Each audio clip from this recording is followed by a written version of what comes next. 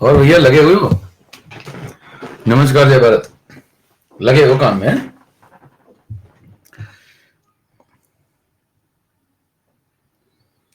ये सही करते हो तुम लोग।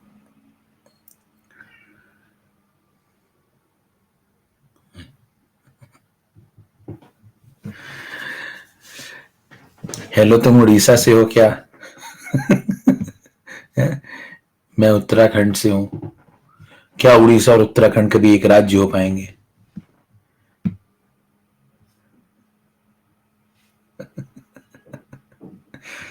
अरे भाई साहब, मार डाला। आते ही शुरू जाते तुम लोग यार, मौका मिलते ही जो है। 1 मिनट मिला नहीं, काम चालू है भैया। भाई लगे हैं एकदम। तुम कैसी हो, मैं कैसा हूँ, ये नहीं तुम पढ़ लें थोड़ा पूरा। अभी पूरा पूछ लेंगे पुरानी क्लास कितने लोग रिवाइज करके आए हैं। हाँ,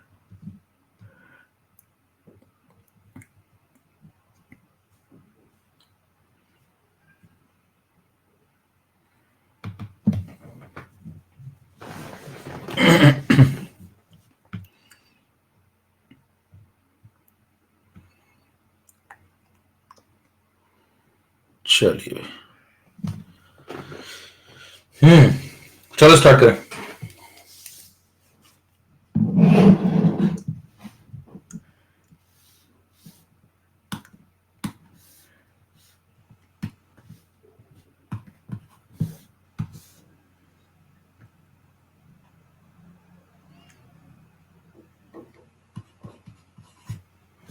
कहां तक पहुंच गए थे?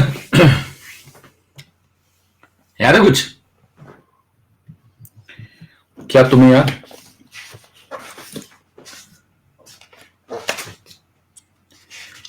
एच टी बफर हो गया था। स्टार्ट। एच डी बफर की इक्वेशन बता दी थी पीएच की। बताओ। एच डी बफर की पीएच की इक्वेशन बता दी थी। यस, ठीक है भाई। चलो।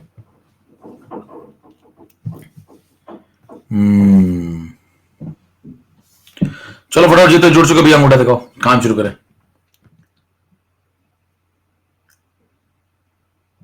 जूनियर अभी आराम कर रहा है भाई, तुम लोग यार उसको दिखा देंगे तो मैं सही समय आने पे ना। उसको रेस्ट करता है बहुत। तुम लोग बहुत परेशान करते हो उसको। चलो भाई, फटाफट अंगूठे दिखाओ, शुरू करें। पहले थोड़ी पढ़ाई हो जाए। रिलैक्स करता है, रिलैक्स बहुत करता है वो लाइफ में।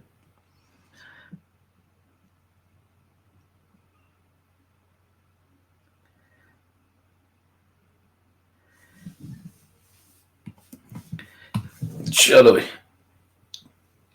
चैट बंद हो चुकी है, अब काम शुरू हो रहा है। आइए समझें। तो हम लोग थोड़ा सा आगे बढ़े। एसडी बफर में अब आज देखिए, आपको जितना भी बफर से डर लगता है सब खत्म हो जाएगा। आपको ढंग से थोड़ा सा बस पढ़ना पड़ेगा, सारे सवाल आपके लग जाएंगे। तो एसडी बफर में सबसे पहले मैंने आपको पिछली क्लास में इतना तो बता ही दिया था कि आप एस्टिक एसिड लिखें, है ना, साथ में एसिटेट आयन लिखें, या फिर आपका रिप्रेजेंटेशन ऐसा हो। और ये सब सेम बातें हैं, और क्यों है ये सब मैंने बहुत कायदे से डिस्कस कर दिया था। और मैंने आपको ये बताया था कि जो पार्ट 2 था,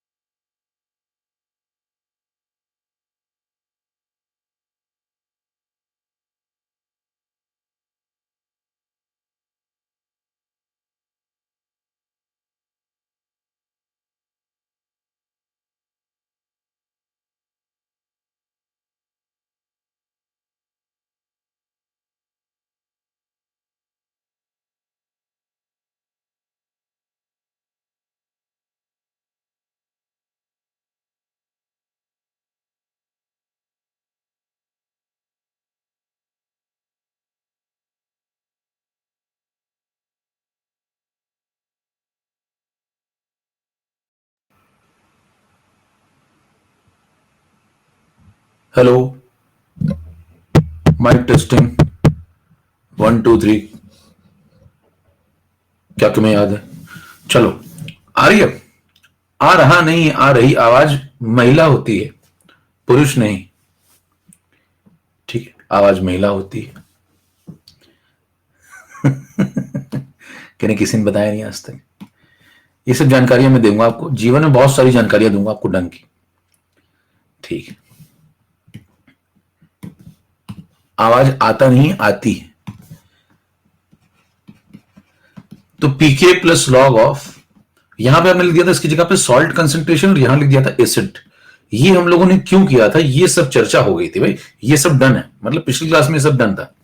ठीक है, और यहां पे आपने सॉल्ट क्यों लिखा था, स्लाइड नंबर 1। यहां आपने सॉल्ट क्यों लिखा था, यहां आपने एसिड क्यों लिखा, इसकी जगह पे ये सब बातें भी डन। क्लियर है सब बातें? फिर याद करो, इसकी जगह पे आपने C2 कंसेंट्रेशन लिख दिया था और इसकी जगह C1 कंसेंट्रेशन लिख दिया था। तो एक फॉर्मूला आपके पास ही आ गया था। यहां तक सबको क्लियर था मामला? ठीक है, और एक बात बताना मेरे को जरा इंपॉर्टेंट, कि भाई जब आप बफर पढ़ते हैं तो पार्ट 2 अलग है और ये पार्ट 5 अलग है। दोनों की शुरुआत एक जैसी क्यों हुई थी, ये सब बातें डिस्कस हो गई थी। ठीक है, और बताना इंपॉर्टेंट बात, सॉल्ट की जगह पे आपने एस्टेट क्यों लिखा, क्योंकि सॉल्ट ही एस्टेट आयन को कंट्रोल कर रहा है। सॉल्ट ही एस्टेट आयन को कंट्रोल कर रहा है। क्लियर? ए भी क्लियर? देख बात सब लोग यार, ए भी लिख दो जल्दी से। लैग हो रहा है आवाज, और वो कितना ए भी सही आ रहा है? अच्छा, नहीं वो लैग नहीं होता, वो मैं करता हूं ऐसे, जैसे मैं पहले ऐसे कर देता हूं फिर मैं बोलना शुरू करता हूं, वो स्टाइल है मेरा। वो सिर्फ मैं ही कर सकता हूं, मेरी क्लास में होता होगा सिर्फ, और कहीं नहीं होगा। आपको मिलेगा नहीं, आप ढूंढ लेना पूरे इधर उधर हर जगह। वो मैं ही करता हूँ, स्टाइल है मेरा। पहले मैं ऐसे हाथ ऐसे फिर बोलता हूँ, पहले मुंह खोल लेता हूँ, हाँ भी बताओ क्या, स्टाइल है मेरा। हाँ, ये स्टाइल है, स्टाइल। ये हो नहीं रहा, मैं कर रहा हूं, आप समझिए इस बात को। चलो शुरू करते हैं इसी बात पे शुरू कर लें। जल्दी से अंगूठा दिखाओ, सब सही चल रहा तो अंगूठा दिखाओ, भी काम शुरू करें यार आगे। हाँ, अंगूठा दिखाओ, चैट बंद करें और काम शुरू करें जल्दी से, बहुत सारा पढ़ाना आज। ठीक है, यस यस, चलो आप सुनो, चैट बंद हो जाएगी, इतने आप सही हो जाएगा। ठीक है, आप एक बार रिफ्रेश कर लो अपनी स्क्रीन, जिसकी भी स्क्रीन में दिक्कत आ रही है कुछ। मेरी तरफ से सब अभी फिलहाल सही चल रहा है, मेरी तरफ से दिक्कत आएगी तो मैं बता दूंगा। ये हो गया, ये हो गया, ये हो गया। ठीक है, पार्ट 2 अलग, पार्ट 5 अलग, ये भी सही है। अच्छा, एस्टेट आयन के यहाँ 2 सोर्स हैं, कौन कौन? एक तो सॉल्ट है और एक एसिड है। एसिड से जो एस्टेट आयन आएगा वो नेग्लेक्ट हो गया, इसलिए सॉल्ट कंट्रोल कर रहा है किसको? एसिटेट आयन को। इसीलिए आप एस्टेट की जगह पे सॉल्ट लिखते हैं और दोनों की जगह पे C2 लिखते हैं। ये सब डिस्कशन हो चुका था, स्लाइड नंबर 2 पे आइए। अब मुद्दा ये है कि चलो मेरे पास एक पीएच का फॉर्मूला आ गया, और पीएच का जब फॉर्मूला आ गया तो इसकी शुरुआत कहां से हुई थी बताओ? इस इक्वेशन से। ये पूरा जो खेल इधर लिखा हुआ है, इसकी शुरुआत हुई थी इस इक्वेशन से। ठीक है, यहां से स्टार्टिंग हुई थी पूरे खेल की। फिर आप इसका के लिखते थे, याद करिए, यहां से खेल शुरू हुआ था, फिर यहां तक आप पहुंच गए भाई। आपसे कहता है कि बफर क्यों है, कोई पूछे बफर क्यों है, तो बफर वो होता है जो 4 बातों को संभाल ले। बफर वो होता है जो 4 बातों को संभाल ले। वो 4 बातें कौन कौन सी बताओ? अटैक करना शुरू करो इसके ऊपर। बताइए, इसके ऊपर जब मैं अटैक करना शुरू करूंगा, पहला कंसंट्रेशन और दूसरा डाइल्यूशन। ठीक है, तो आपने डाइल्यूशन किया तो वॉल्यूम बढ़ा दिया, ठीक, और कंसंट्रेशन किया तो वॉल्यूम घटा दिया। ऐसा कुछ भी करते हैं अगर, तो ध्यान दीजिए इससे क्या बदलता है। यहां पे अगर चेक करें, इसके मोल मान लेते हैं थोड़ी देर के लिए N1 है, और इसके मोल मान लेते हैं कंटेनर में N2 है। वेसल का वॉल्यूम मान लेते हैं V है। इसके मोल N1 है, इसके मोल N2 है, और वेसल का वॉल्यूम V है। अब मेरे को एक बात बताना, C1 की जगह क्या लिख सकते हैं फिर? N1 बाई V, और C2 की जगह क्या लिख सकते हैं? N2 by V। जरा एक पॉइंट बताना कि V दोनों जगह सेम क्यों लगा? हाँ भाई, V दोनों जगह सेम क्यों लगा? क्योंकि V दोनों जगह सेम क्यों लगा? क्योंकि ये सब एक ही कंटेनर में हो रहा है। याद है आपको भाई, पिछली क्लास में मैंने बताया था ये सब एक कंटेनर के अंदर ही पड़े हुए हैं। कंटेनर सेम है तो वॉल्यूम तो सेम लगेगा ना दोनों का, तो वेसल सेम, इसलिए वॉल्यूम दोनों का सेम लग रहा है। यस, ठीक है। अब अगर आपको ये बात समझ में आती कि ठीक है वॉल्यूम सेम है, तो आप क्या करेंगे? ध्यान सुनना, जहां आपने लिखा था pH is equal to p K plus log of C2 by C1, वहां पे लिख दो pH is equal to p K plus log of C2 की जगह लिख दो N2 बाई V, और C1 की जगह लिख दो N1 बाई V। तो जैसे लिखोगे बताओ, V से V कैंसिल हो जाएगा, और V से V कैंसिल होते कभी कुछ कह गया, देखिए आंसर आया पीके प्लस लॉग ऑफ N2/N1। और ऐसा कहते ही कवि कुछ कह गया, क्या आप समझ पा रहे हैं वो क्या कह गया? बताइए ऐसा कहते ही क्या कह गया, बताना जरा। ऐसा कहते ही क्या कह गया बताओ? वो ये कह गया कि अगर आप वॉल्यूम को बढ़ाते हैं या वॉल्यूम को घटाते हैं, तो बताइए अगर ये जो वॉल्यूम बढ़ेगा तो V1 से बदल के V2 हो गया मान लो, या घटा तो V1 से बदल के V2 हो गया, मतलब कुल मिला के पहले ज्यादा था अब कम हो गया, या पहले कम था अब ज्यादा हो गया, तो V1 से बदल के V2 हो गया।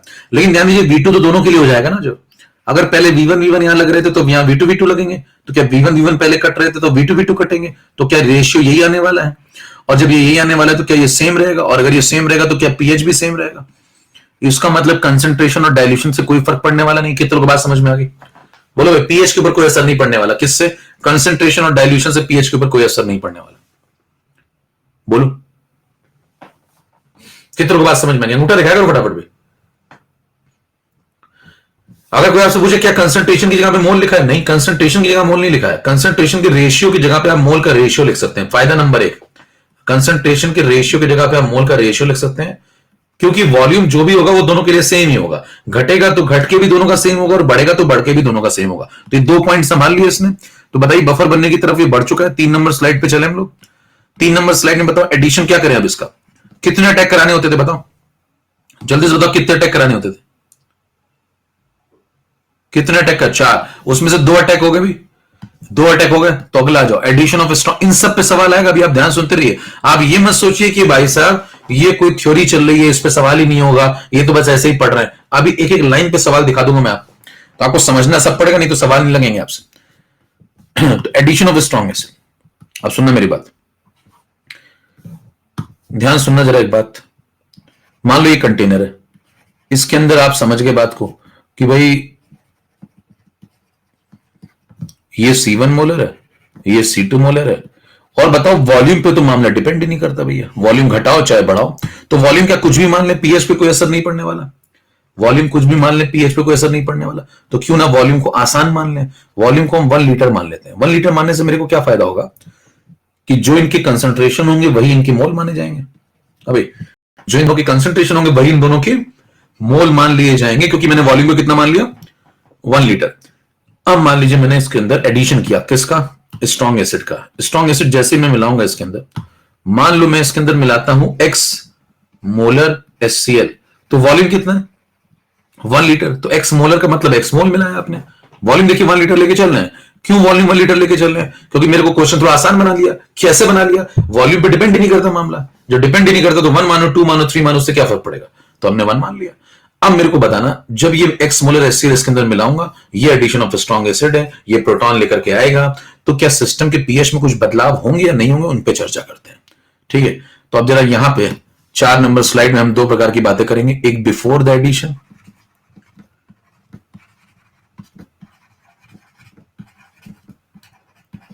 और एक आफ्टर द एडिशन।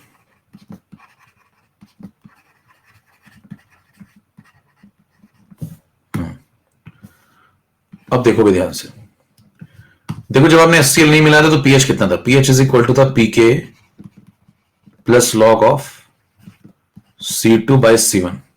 इसको बोल दो pH1, ये पुराना pH। ठीक है, अब एक नया pH हम लोग निकालेंगे after the addition of HCl। देखिए जब इसमें HCl मिलाएंगे तो HCl किससे बातचीत करेगा? HCl एसिडिक कंटेंट है, तो इनमें से बेसिक से बात करेगा। इनमें से बेसिक कौन है बताओ? ये तो एसिडिक है, ये बेसिक व्यक्ति है, देखो तो इससे बात करेगा। अब इससे बात करेगा तो क्या बात करेगा बताओ? CH3CO-, ये HCl अपने प्रोटॉन भेजेगा इससे बात करने के लिए कि जाओ बात करके आओ उससे क्या कहता है। तो बताओ ये दोनों मिल जाएंगे तो क्या बना देंगे? एसिटिक एसिड बना देंगे, है ना? तो होगा क्या उससे?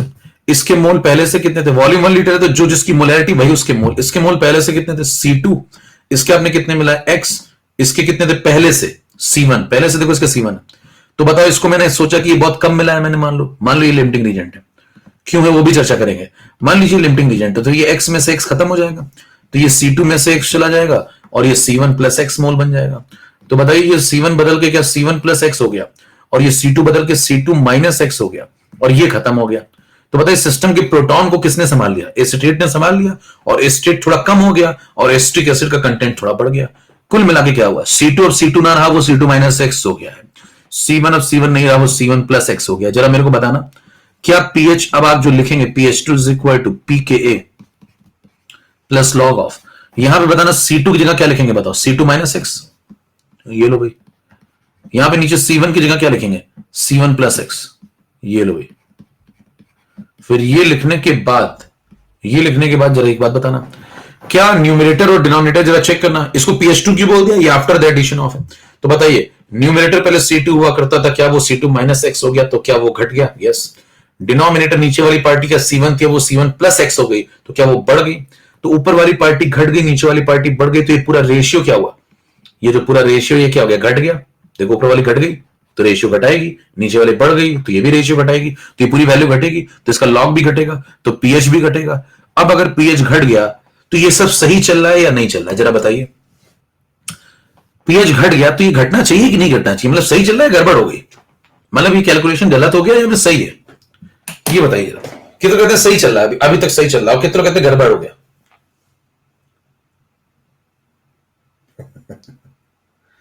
सब सही चल रहा है, आप सुनिए, सब सही चल रहा है, बस आप सही नहीं है। जरा ध्यान दीजिए, जब आप एचसीएल मिलाएंगे इसकी जिंदगी में, तो साहब जब यहां पे आप एचसीएल मिलाएंगे, एसिडिक कंटेंट मिला रहे हैं, तो एसिडिक कंटेंट मिलने से सिस्टम का एसिडिक कैरेक्टर तो बढ़ेगा। सिस्टम का एसिडिक कैरेक्टर जब बढ़ेगा तो उसका पीएच तो कम होना चाहिए, तो इसका मतलब पीएच कम होना कोई गलत बात नहीं है, बिल्कुल करेक्ट चल रहा है। और बल्कि यही तय करने का तरीका है कि सही चल रहा है कि नहीं चल रहा है। अब सुनिए मेरी बात जरा ध्यान से, एवी तो समझ में आ रहा, अच्छा एक कह रहा है कि एवी नहीं समझ में आया तो भैया बता कैसे रहे थे, मैंने पूछा था सही हो गया गलत हो गया, तो कह रहे गलत हो गया, तो गलत कैसे बताया फिर, कह रहे गलत बोलना गलत हो गया इसलिए एवी गलत हो गया अब सुनो मेरी बात, पीएच कम हो गया, पीएच कम हो गया, ये आज का दूसरा था, वेरी गुड। तो पीएच कम हो गया तो पीएच कम होना चाहिए, सिस्टम में आप एसिड मिला रहे हैं तो भैया एसिडिक कैरेक्टर बढ़ेगा तो पीएच घटना चाहिए, सही चल रहा है। अब मेरे को बात सुनना जरा, अब अगर पीएच कम हो गया तो कंसेप्ट तो बिल्कुल सही चल रहा है, लेकिन हो क्या रहा है, एक दिक्कत है कि अगर पीएच बदल गया तो भैया फिर तो आप कह दोगे कि ये तो बफर ही नहीं रहा, तो ये बफर है कि नहीं, ये जरा समझते हैं। जरा बात ध्यान सुनना, जब मैंने आपको बफर की डेफिनेशन लिखवाई थी तो मैंने वहां पे एक बात आपसे कही थी, मैंने आपसे कहा था ये जो मिलाते हैं ये स्मॉल अमाउंट मिलाते हैं, कुछ याद आया, हेलो, ये स्मॉल अमाउंट मिलाते हैं। क्यों स्मॉल अमाउंट की बात यहां क्यों की थी, याद आया कुछ, क्योंकि मिलाते नहीं है, गलती से मिल जाता है, इसीलिए देखो ध्यान से, तो मैंने इसको लिमिटिंग रीजन माना है, इसीलिए हमने क्या बोला इसको, लिमिटिंग रीजन। तो जरा बताइए लिमिटिंग रीजन इसीलिए तो माना इसको, एक्स को छोटा क्यों माना, कोई पूछा आपसे इसको लिमिटिंग रीजन क्यों मानते हो, ये खत्म क्यों हो गया, कहेंगे बहुत थोड़ा सा मिलाया था, गलती से मिला था। अब जरा बताना अगर ऐसा है तो एक्स बहुत छोटा है किन के रिस्पेक्ट में, आप ये एजम्पशन लेके चल रहे हैं कि एक्स बहुत छोटा है किन के रिस्पेक्ट में, जो लोग पहले से हैं, पहले से कौन कौन है, पहले से C1 और C2 है, तो इनके रिस्पेक्ट में एक्स बहुत छोटा है। तो बताइए अगर C1 C2 के रिस्पेक्ट में एक्स बहुत छोटा है तो क्या एक्स को यहां भी नेग्लेक्ट कर सकते हैं और यहां भी नेग्लेक्ट कर सकते हैं, और बताइए अगर नेग्लेक्ट कर देंगे तो pH2 की वैल्यू अप्रोक्सीमेटली कितनी आ जाएगी, pK plus log of C2 by C1। बोलो भाई, अब जरा एक बात बताना, जो बाद वाला pH है ये वो इस वैल्यू के, जो ब्लॉक के अंदर है इस वैल्यू के अप्रोक्स बराबर है, और जो पहले वाला pH है वो भी इसी वैल्यू के, सेम वैल्यू के एग्जैक्टली बराबर है। तो एक एग्जैक्टली बराबर है और एक अप्रोक्सीमेटली बराबर है, तो क्या ये दोनों आदमी कैसे साबित हो जाता है योर ऑनर कि ये दोनों आदमी एक दूसरे के क्या बताना जरा, अप्रोक्सीमेटली बराबर है, और इससे साबित हो जाता है कि पीएच में परिवर्तन तो हुआ है लेकिन वो जो चेंज हुआ है वो लगभग ना के बराबर है, इसी को बोलते हैं ऑलमोस्ट अनचेंज। ये जो लिखा हुआ है इसी साइन को क्या बोला गया है, ऑलमोस्ट अनचेंज। कितनी बात समझ में आ गई, क्या बफर बनने के लायक है कि नहीं, थोड़ी अगर बात समझ में आ गई तो खटाखट थोड़ा करो भैया। कहने जीवन बहुत सुस्ती है, कौन कंबल से अंगूठा निकाले कम वक्त, अब तो बस मन करता है कि 10-20 दिन के लिए सोता ही रहूं, कौन फिर से उठे, कौन फिर से अंगूठा दिखाए, लगता है बस जिंदगी इसी तरीके से कट जाए। हाँ भाई, तो बताइए ऑलमोस्ट अनचेंज है मामला, ऑलमोस्ट अनचेंज, समझ में आ रही बात। तो जब आप क्या बोलेंगे, स्वादानुसार मिलाता हूं स्ट्रॉन्ग एसिड तो पीएच ऑलमोस्ट अनचेंज होता है। क्या बफर बनने के लायक है कि नहीं, बोलो, कंसेप्ट समझ में आया आपको सारा। चलें तो ये बफर बनने के लायक है। अब बताओ कौन सा अटैक करना है? इन सब पे सवाल दिखा दूंगा मैं आपको, इन सब बातों पे सवाल दिखा दूंगा, सुनते जाइए ध्यान से। बताइए एडिशन ऑफ स्ट्रॉन्ग एसिड हो गया, आप क्या करना चाहिए? अगला कंसेप्ट बोलो, टाइप करो जल्दी से, क्या करें? Addition of strong base, very good.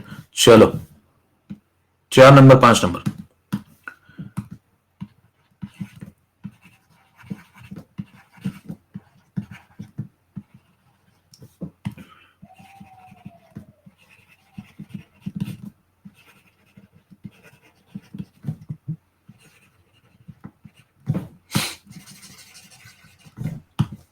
इसको हम चाहे तो ऐसे भी लिख सकते हैं, मैंने आपको बताया था रिप्रेजेंटेशन तो एक ही है ना दोनों।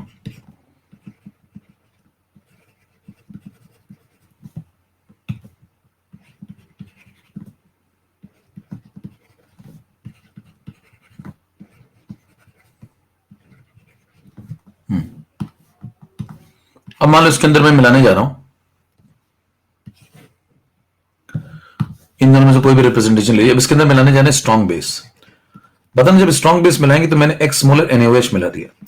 अच्छा, वेसल का वॉल्यूम कितना लेके चल रहे हैं? 1 लीटर, जिससे कि हमें मोल ही मोलैरिटी मिल जाए, है ना, मोल ही मोलैरिटी मिल जाए, तो उसका चक्कर ही खत्म कर दिया, क्योंकि वॉल्यूम से कोई फर्क पड़ता नहीं। हेलो, तो बताइए अब इस बार बताओ, जब NaOH आएगा तो बताओ अटैक का सामना कौन करेगा? OH नेगेटिव आया है, शोर मचेगा, OH नेगेटिव आया है, बोलो कौन सामने जाएगा? वो सामने जाएगा जो इन दोनों में बेसिक है, ये एसिडिक आदमी है और ये बेसिक आदमी। ये बेसिक आदमी क्यों समझ पा रहे हैं? इसको तोड़ेंगे तो ये स्ट्रॉन्ग बेस और वीक एसिड का सॉल्ट है, तो ये बेसिक इन नेचर है। समझ पा रहे हर बात का रीजन क्या है? तो ये OH इसका सामना करेगा। बताइए जब ये इसका सामना करेगा तो क्या बनेगा? आप यूं भी कह सकते थे कि ये एसिटेट सामना करेगा। यस, बात एक ही है, क्योंकि Na+ तो दर्शक है। तो बताइए CH3CO Na को भेज दो, है ना, सॉरी ये तो तुम्हारे बेसिक आदमी, इसको नहीं भेजेंगे, एसिडिक आदमी को भेज दो। बताइए पिछली बार आप एसिड का जब अटैक करा रहे थे तो किसको भेजा था? बताओ, एसिड का अटैक करा रहे थे तो किसको भेजा था? इस बेसिक आदमी को भेजा था। इस बार बेस का अटैक करा रहे हैं तो एसिडिक आदमी जाएगा, तो ये जाएगा इस बार, तो एस्ट्रिक एसिड को भेज दो भैया। अब बताओ एस्ट्रिक एसिड जब जाएगा तो क्या करेगा? जाकर के OH नेगेटिव से कहेगा मैं आ गया हूं, बोलो क्या करना है? तो बताइए ये दोनों मिलकर CH3CO-, ये OH कहेगा अपना प्रोटॉन दे दो मुझे, मैं बेसिक आदमी हूं, अपना प्रोटॉन दे दो मुझे, ये अपना प्रोटॉन इसको दे देगा, दोनों मिलकर पानी बना लेंगे और एसिटेट फ्री हो जाएगा। जरा ध्यान दीजिए, पहले से ये कितना था? C1 था। पहले से ये एसिटेट कितना था? पहले से, जैसे यहां भी देखें पहले से ये दोनों थे ना भैया, कुछ कुछ C2X C1, वैसे देखना पहले से ये क्या क्या थे? ये C1 था। पहले से एसिटेट कितना था? C2 था। पानी तो ठीक है, वो तो सॉल्वेंट की तरह पड़ा हुआ है, छोड़िए उसको। ये X है, ये LR है। ये क्यों LR है समझ पा रहे हैं? तो जिनको कंसेप्ट नहीं क्लियर होता उनसे पूछो भाई साहब ये X में से X खत्म क्यों हो जाता है बार बार? तो कहेंगे हर किताब में ऐसे ही खत्म होता है, तो उसी किताबों के साथ मैं भी खत्म हो गया हूं। तो ध्यान दीजिए C1 में से X गया, ये C2 पे X जुड़ गया, तो हर बात का रीजन है। उससे पूछो X में से X क्यों खत्म हुआ, तो आपको कंसेप्ट क्लियर, तो आप बोलेंगे वो LR है। पूछेगा LR क्यों है, कहेंगे LR इसलिए क्योंकि इसको स्मॉल अमाउंट में मिलाया गया। स्मॉल अमाउंट में क्यों मिलाया गया? इन 3 सवाल के बाद तो लोग इस्तीफा दे देते हैं। स्मॉल अमाउंट में इसलिए मिलाया गया क्योंकि गलती से मिल जाता है, मिलाते नहीं, गलती से मिल जाता है, मिलाते नहीं। इसीलिए बफर की डेफिनेशन में बार बार जिक्र होता है स्वादानुसार, स्वादानुसार। ये बातें किताबें नहीं बताएंगे आपको, इसके लिए आना पड़ेगा यहां पे, समझ पा रहे हैं? इसके लिए आना पड़ेगा, दरबार में आना पड़ेगा, और जो आज नहीं आ रहा उसे कल आना पड़ेगा। सबको आना पड़ेगा, यकीन मानिए आप, सबको आना पड़ेगा। तो जरा बताना ये खत्म हो गया, एक एक को आना पड़ेगा, पढ़ने वाले पढ़ाने वाले सब आएंगे, आज नहीं तो कल। तो देखिए ये C1 से बदल के C1 - X हो गया, C2 से बदल के C2 + X हो गया। जरा बताइए 6 नंबर स्लाइड पे अगर मैं चला जाऊं, फिर से मैं चर्चा करता हूं, एक बिफोर द एडिशन, एक आफ्टर द एडिशन, एक before the addition of NaOH और एक after the addition of NaOH। Concept देखिएगा, इसी से सवाल लगेंगे भी, सब के सब सवाल एक झटके में खत्म हो जाएंगे। अब आपसे कहता है कि इसमें समझाओ, कहेंगे एक पुराना वाला पीएच था जिसकी वैल्यू आपने लिखी थी pH = pK + log of C2/C1। अब जरा ध्यान दीजिए, जब आपने इसके अंदर OH नेगेटिव भेजा तो OH नेगेटिव ने इसको निपटा दिया, ये C1 बदल के अब C1 - X हो गया और ये C2 बढ़ के C2 + X हो गया है। जरा बताओ फिर नया pH क्या लिखेंगे? pH2 = pK + log। बताना ये C2 अब C2 नहीं रहा, ये जो C2 था C2 नहीं, ये तो तुमने मतलब जो है रोने मत लगना। देखो ये C2 जो था वो C2 + X हो गया और ये C1 जो था वो C1 - X हो गया है। कह रहे दुखती रग पे हाथ रख दिया तुमने। अब देखिए यहां पे चर्चा अगर करें तो ये बताइए, जो ऊपर वाली पार्टी क्या वो बढ़ गई है भाई इस बार, और जो नीचे वाली पार्टी क्या वो देखो घट गई है।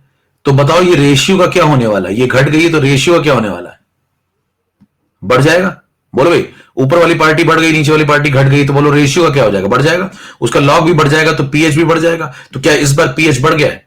तो क्या पीएच2 पीएच1 से ज्यादा हो गया है? पिछली बार जब मैं आपसे पूछ रहा था तो बताना जरा क्या चल रहा था, क्या पिछली बार पीएच2 पीएच1 से कम था? तो क्या ऐसा होना सही था पिछली बार? यस, क्योंकि पिछली बार एसिड आया था, सिस्टम का एसिडिक कैरेक्टर बढ़ा था, तो पीएच घट जाना चाहिए, बिल्कुल सही चल रहा था। इस बार आप क्या बोलेंगे? बेस आया है, सब सही चल रहा है, गड़बड़ हो गया? बताइए, बेस आया है, बेस आया तो सिस्टम का एसिडिक कैरेक्टर या तो कमजोर करेगा, सिस्टम का एसिडिक कैरेक्टर कमजोर करेगा। क्या बोल रहा हूं? सिस्टम का एसिडिक कैरेक्टर कमजोर करेगा, और बताइए एसिडिक कैरेक्टर कमजोर करेगा तो पीएच की वैल्यू बढ़ जानी चाहिए। इसका ना पीएच बढ़ गया, क्या सही चल रहा है? बेस आया तो पीएच बढ़ना चाहिए ना भाई। ठीक है, इसका ना यहां तक सब सही चल रहा है। अब बताइए आप क्या कहेंगे? कहेंगे भाई साहब ये जो आपने बाहर से मिलाया ये स्वादानुसार मिलाना चाहिए। हेलो, ये स्वादानुसार मिलाना चाहिए किन के रिस्पेक्ट में? जो पहले से हैं। तो क्या एक्स को दोनों जगह नेग्लेक्ट कर दूंगा अगर स्वादानुसार मिलाया? तो बताइए pH2 को अप्रोक्सीमेटली क्या लिख दूंगा? pK plus log of C2/C1। अब जरा ध्यान से देखना, ये जो पहले वाली वैल्यू है pH1 वो इसी के एग्जैक्टली बराबर है, और ये बाद वाली वैल्यू जो pH2 है वो इसी के अप्रोक्सीमेटली बराबर है। तो इसका मतलब ये निकलता है कि ये जो pH1 है और ये जो pH2 है ये एक दूसरे के, बोलो, ये एक दूसरे के क्या दोस्त हैं? अप्रोक्सीमेटली बराबर है। और बताइए जो अप्रोक्सीमेटली बराबर है यही तो बोल रहा है ऑलमोस्ट अनचेंज। तो आपको सुविधा देता है, वो क्या कहता है कि जब आप स्वादानुसार मिलाते हैं, क्या करते हैं? स्वादानुसार मिलाते हैं, क्या स्ट्रॉन्ग एसिड या स्ट्रॉन्ग बेस, तो पीएच में चेंज तो होगा लेकिन वो चेंज ना के बराबर होगा। क्या इसने चौथा अटैक भी संभाल लिया? बात समझ में आ गई? तोड़ डालिए, क्या इसने चौथा अटैक भी संभाल लिया?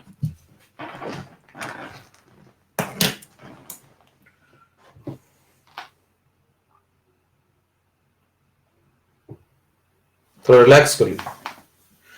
विश्वजीत लौट आया क्या यहां भी?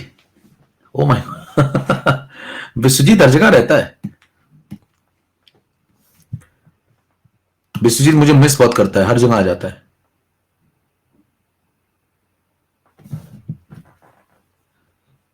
सुबह शाम पढ़ाई कर रहा है विश्वजीत।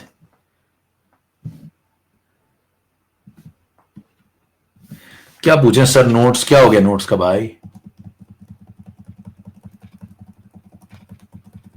सर नोट्स नहीं बना के आपके क्लास नोट्स डाउनलोड करके उसी को रिवाइज करने से होगा, प्लीज बताओ। मेरी बात सुनो भाई, जिनको भी नोट्स बनाने में कुछ भी दिक्कत, अगर मान लीजिए आपका आलसपन आप पे हावी होता है, आपको लिखने में तकलीफ होती है, हाथों में दर्द होता है, जोड़ों की शिकायत है, इस प्रकार की कोई भी समस्या है, तो आप क्या करिए, आप अपने मोबाइल में जब खोल के बैठेंगे तो ऊपर एक ऑप्शन आता है, ऐसे स्लाइड बनी होती है, ऐसे उस पर क्लिक करेंगे तो वो स्लाइड्स खुल जाती है। मेरे ख्याल से आपने खोला भी होगा कई लोगों ने। नहीं, जेंटन टू बाम नहीं लगाना है, ऐसे स्लाइड्स खुल जाती हैं, ऐसे उसमें ऑप्शन आता है स्लाइड 1 2 3 4, क्लिक करते जाओ, स्लाइड आगे बढ़ती जाती है। हेलो, आता है? अरे आता है क्या? तो बस उसको खोलते जाया करो, स्क्रीनशॉट लेते जाया करो, हैं, और स्क्रीनशॉट लेते जाया करो, सब आराम से बैठ के फिर बाद में देख लिया करो, या तो आप ऐसे देख लो बाद में, यही नोट्स हैं आपके, सॉफ्ट कॉपी है ना, डाउनलोड कर लो। बहुत तरीके हैं, मतलब विभिन्न तरीके हैं कि एडमिन दे दिए आपको। अब भी ना कर पाओ तो यार क्या करोगे फिर? तो चलो आगे बढ़े। अब मेरी बात सुनो ध्यान से। क्या इसने चारों चारों को संभाल लिया? अब इसने चारों को संभाल लिया तो भैया बफर बनने के लायक तो है। देखो, डाइल्यूशन, कंसंट्रेशन, स्ट्रॉन्ग एसिड और स्ट्रॉन्ग बेस, सबको संभाल लिया। अब ये बफर बनने के लायक है, पूरा काम खत्म हो गया। अब मुद्दा ये है कि बार बार बार बार अब थोड़ा और अंदर की बात करें। ये बार बार लिखा हुआ ऑलमोस्ट अनचेंज, यहां भी लिखा हुआ देखो ऑलमोस्ट अनचेंज। तो सवाल उठता है कि ऑलमोस्ट अनचेंज ये कब तक होगा? भाई ऑलमोस्ट अनचेंज कब तक होगा? तो उसी कंसेप्ट को समझने के लिए हम लोग एक और कंसेप्ट इसके बाद पढ़ते हैं जिसे कहा जाता है, सुनते जाइए ध्यान से, एक बार कहानी आप 5-10 मिनट और लगा खत्म कर लेंगे तो फिर बेसिक बफर बहुत जल्दी खत्म होगा आपका। बताना, इसी के बाद पढ़ा जाता है एक concept, range of pH. Range of pH का क्या मतलब होता है, सुनिए ध्यान से। रेंज ऑफ पीएच का मतलब यह होता है कहां तक पीएच का वेरिएशन हो और आप उसे ऑलमोस्ट अनचेंज मान लें। शब्द को ध्यान सुनिए। यहां इसने बोला पीएच में चेंज हुआ लेकिन वो ना के बराबर हुआ है। जब तक ये ना के बराबर होगा तब तक ये बफर बना रहेगा, ठीक है। यहां भी आपने बोला कि पीएच में चेंज ना के बराबर हुआ है, जब तक ये ना के बराबर होगा तब तक ये बफर बना रहेगा। अब सवाल है ना के बराबर चेंज कब तक होगा और ये कितने तक ना के बराबर माना जाए। जैसे मान लीजिए किसी को आपने थप्पड़ मारा, उसने बोला कि मेरे को महसूस ही नहीं हुआ, ना के बराबर है। तो हर आदमी का ना के बराबर अलग अलग होता है। किसी को एक थप्पड़ भी बहुत दर्द दे सकता है और किसी को 7-8 दे दो, है ना, उसको कह रहा कि कुछ हुआ ही नहीं। तो सबकी अपनी अपनी कैपेसिटी है, तो आपको डिफाइन करना पड़ेगा यूनिवर्सली ना के बराबर का क्या मतलब समझा जाए। मतलब पीएच में 1 का परिवर्तन हो, 2 का परिवर्तन हो, कहां तक उसे आप ना के बराबर मानेंगे। अच्छा, ना के बराबर कब तक चलेगा, देखो कब तक ये ऑलमोस्ट अनचेंज चलेगा, जब तक ये अप्रोक्सीमेटली इसके बराबर आएगा। कब तक बराबर आएगा, जब तक ये एक्स नेग्लेक्ट होगा। कब तक ये एक्स नेग्लेक्ट होगा, जब तक ये एक्स नेग्लेक्ट करने पर परसेंटेज एरर 5% के अंदर होगी। हेलो, और इसी कंसेप्ट के बेसिस पे ध्यान दीजिए, कंसेप्ट निकाला जाता है, इसको बोलते हैं रेंज ऑफ पीएच। समझ में आ रही बात, इसको बोलते हैं रेंज ऑफ पीएच। अब जब रेंज ऑफ पीएच की बात करी तो आईपीएसी ने जब ये सब बातें समझी तो उसने कहा कि सॉल्ट अपॉन एसिड का जो रेशियो है ये अगर 1/10 से लेकर के 10/1 तक वेरी करता है तो आप कह सकते हैं कि जो पीएच में चेंज हुआ है वो ना के बराबर है। ना के बराबर की ये रेंज है। ये किसने डिसाइड की, आईपीएसी ने। उसने क्या दिमाग लगाया, उसने कहा सॉल्ट एसिड से 10 गुना हो जाए, ये पॉइंट, या फिर एसिड, या यूं समझ लीजिए सॉल्ट एसिड का 1/10 हो जाए, ये पॉइंट। तो यहां से लेके यहां तक के जो 2 पॉइंट है ये रेंज है, ये रेंज है। यहां तक आप एक्स को नेग्लेक्ट कर सकते हैं। ध्यान सुनिएगा मेरी बात। देखिए पूरे खेल के दौरान, पूरा जो खेल चल रहा है उसके दौरान यही रेशियो तो बदल रहा है। पूरे खेल के दौरान ये रेशियो ही तो बदल रहा है। आप चेक करिए, कभी ये रेशियो बढ़ जाता है और कभी ये रेशियो घट जाता है। देखो यहां पे रेशियो घट गया, ठीक है। कुल मिला के ये रेशियो कभी बढ़ जाता है और कभी ये रेशियो घट जाता है। कौन सा ratio, salt upon acid, salt upon, देखो सॉल्ट अपॉन एसिड, समझ पा रहे। ये रेशियो कभी घटने लगता है कभी बढ़ने लगता है। घटता बढ़ता क्यों है, क्योंकि उसमें कभी एसिड मिलाते हैं गलती से, कभी बेस मिल जाता है गलती से, ठीक है, इसलिए वो घटता बढ़ता भी है। अच्छा, जब वो घटेगा बढ़ेगा तो कहां तक घटे बढ़े तो हम उसे ना के बराबर मान लें। तो उसने बोला 1/10 से लेकर के 10/1 तक वैल्यू वेरी करे तो आप ना के बराबर मान लो। अब जरा मेरे को एक बात बताना कि 1/9 रेंज के अंदर है या 1/9 रेंज के बाहर है। अच्छा, ये रेंज आईपीएससी ने सोची, पहली बात मैंने आपने डिसाइड नहीं करी। अच्छा, आईपीएससी ने रेंज कैसे डिसाइड की होगी, उसके पीछे भी लॉजिक मैंने बता दिया। उसने परसेंटेज एरर चेक करी और देखा कि एक्स कहां तक नेग्लेक्ट हो सकता है। जहां तक एक्स नेग्लेक्ट हो सकता है, एक्स की वैल्यू अगर आप बदलते जाओ, ध्यान देना जरा, अगर मैं एक्स की वैल्यू बदलता जाऊं, एक्स मोलर एनएओएच मिलाया गया, मान लो मैं एक्स बदलता जाऊं, है ना, 0.1 0.2 जो भी है एक्स, डेटा चेंज करता जाऊं, तो बताइए ये वैल्यू बढ़ती जाएगी बढ़ती जाएगी बढ़ती जाएगी, तो ये वैल्यू भी बढ़ती जाएगी और ये पीएच भी बढ़ता जाएगा। तो एक समय पे आप रेंज से बाहर आ जाएंगे। आप एक्स बढ़ाते जाएंगे तो एक समय पे आप रेंज से बाहर आ जाएंगे। कब रेंज से बाहर आ जाएंगे, जब ये एक्स नेग्लेक्ट होना यहां पे बंद हो जाएगा। समझ पा रहे हैं, इसी के बेसिस पे आईपीएससी ने ये रेंज डिसाइड की है। अब मेरे को बताना 1/9 रेंज के अंदर या रेंज के बाहर, 1/9 रेंज के अंदर है या रेंज के बाहर है।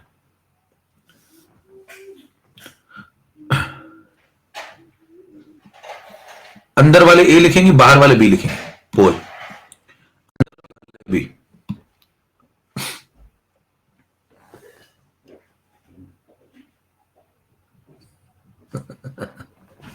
आज का तीसरा था, और समझे,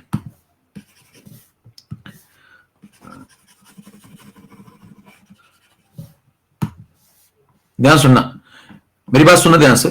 बताओ यहां पे वैल्यू कितनी थी, 10/1 है ना, 10/1। इससे पहले आइए, 10/1 से पहले कौन होगा बताओ, थोड़ा छोटा करो, 9/1 है ना, थोड़ा और छोटा करो, 8/1, चलते जाओ 7/1, 6/1, ऐसे चल रहा है मामला। देखो यहां से अंदर जाना है और यहां पे देखो बीच में आएगा 7/1, 6/1, 5/1, 4/1, 3/1, 2/1। 2/1 के बाद क्या आएगा बताओ, ऐसे ही 1/1। तो ये वाला पॉइंट हो गया सेंटर वाला बिल्कुल। फिर इधर जाओ, इधर जाओगे तो क्या हो जाएगा 1/2, 1/3। अब देखो बढ़ते बढ़ते क्या होगा 1/4, 1/6, 1/7, 1/8, 1/9, फिर आएगा 1/10। रेंज कहां से कहां तक है, 1/10 से 10/1 तक। तो 1/9 कहां है? चुंबक देवता ने बिल्कुल जबरदस्त जवाब दिया है, जीशान मनीष। चुंबक देवता लोहे को घसीटते हो अपनी तरफ। तो बताइए 1/10 से 10/1 के बीच में चल रहा है मामला, ये रेंज है, ये सब लोग रेंज के अंदर है। जो इनके बाहर जाएगा वो रेंज के बाहर हो जाएगा और आप कहेंगे एक्स नेग्लेक्ट होना बंद हो जाएगा। इसके बाहर आप जैसे जाएंगे इधर, बताइए 11/1, 11/1, 11/1 रेंज के बाहर है। 1/11, 1/11 रेंज के बाहर है। समझ में आ रही बात? रेंज यहां से यहां तक है। क्लियर सबको? ये रेंज किसने डिसाइड किया? आईपीएससी ने। किस बेसिस पे? Neglection, percentage error. डन। अब मेरी बात सुनना, आपको रेंज समझ में आ गई। इसके बाद एक और कंसेप्ट, पीएच की रेंज। ये तो सॉल्ट अपॉन एसिड की रेंज होगी। पीएच की रेंज कैसे निकालेंगे? एक बार ये वैल्यू पुट कर देंगे, एक बार ये वैल्यू पुट कर देंगे। तो ये सब तो हटाओ यहां से। चलो एक्सट्रीम दो वैल्यूज पकड़ लो, 1/10 और 10/1, दोनों को पुट कर दो, क्योंकि आपको पीएच की रेंज निकालनी है। तो अगर सॉल्ट अपॉन एसिड को, तो बताओ पीएच कितना आ जाएगा?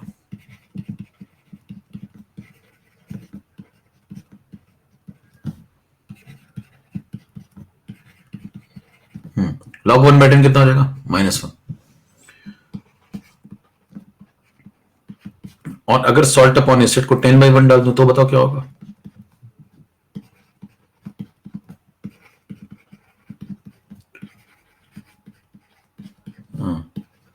तो पीएच आ जाएगा pK+1। तो देखिए दो रेंज आ गई यहां से पीएच की। कैसे?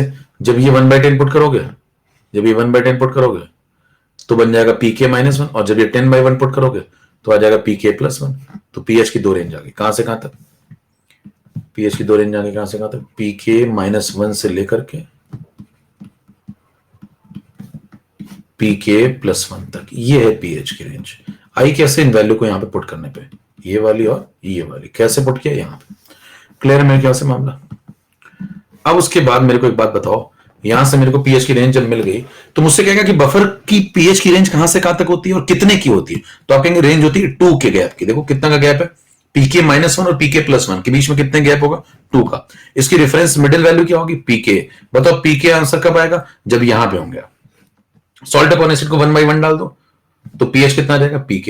इधर जाओगे -1, उधर जाओगे +1, कितने का गैप हुआ? यहां से इसके और इसके बीच में 2 का गैप। देखो pK-1, 1 इधर 1 इधर, 2 का गैप। तो हमेशा पीएच की रेंज बफर की कितने की रहती है? 2 के गैप की।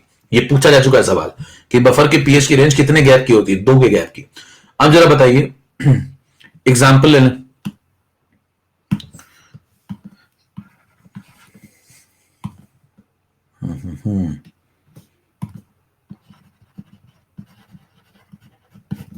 मान लो ये वाला है एसिडिक बफर।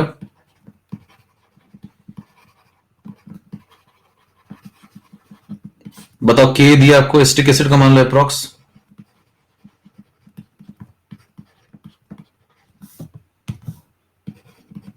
तो पीके कितना हो जाएगा? 5।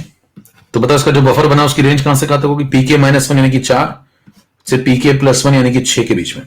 तो 4 और 6 के बीच में पीएच की रेंज होगी। कितना समझ में आ गई वाली बात? तोड़िए फटाफट जल्दी से, खटाखट थोड़ा करो यार, थोड़ा रिलैक्स कर लो। बीच में रिलैक्स करना बहुत जरूरी है लाइफ में।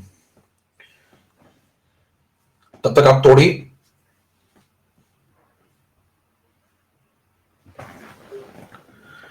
बहुत मेहनत कर दी आज मैंने, 6 बजे से पढ़ा रहा हूं।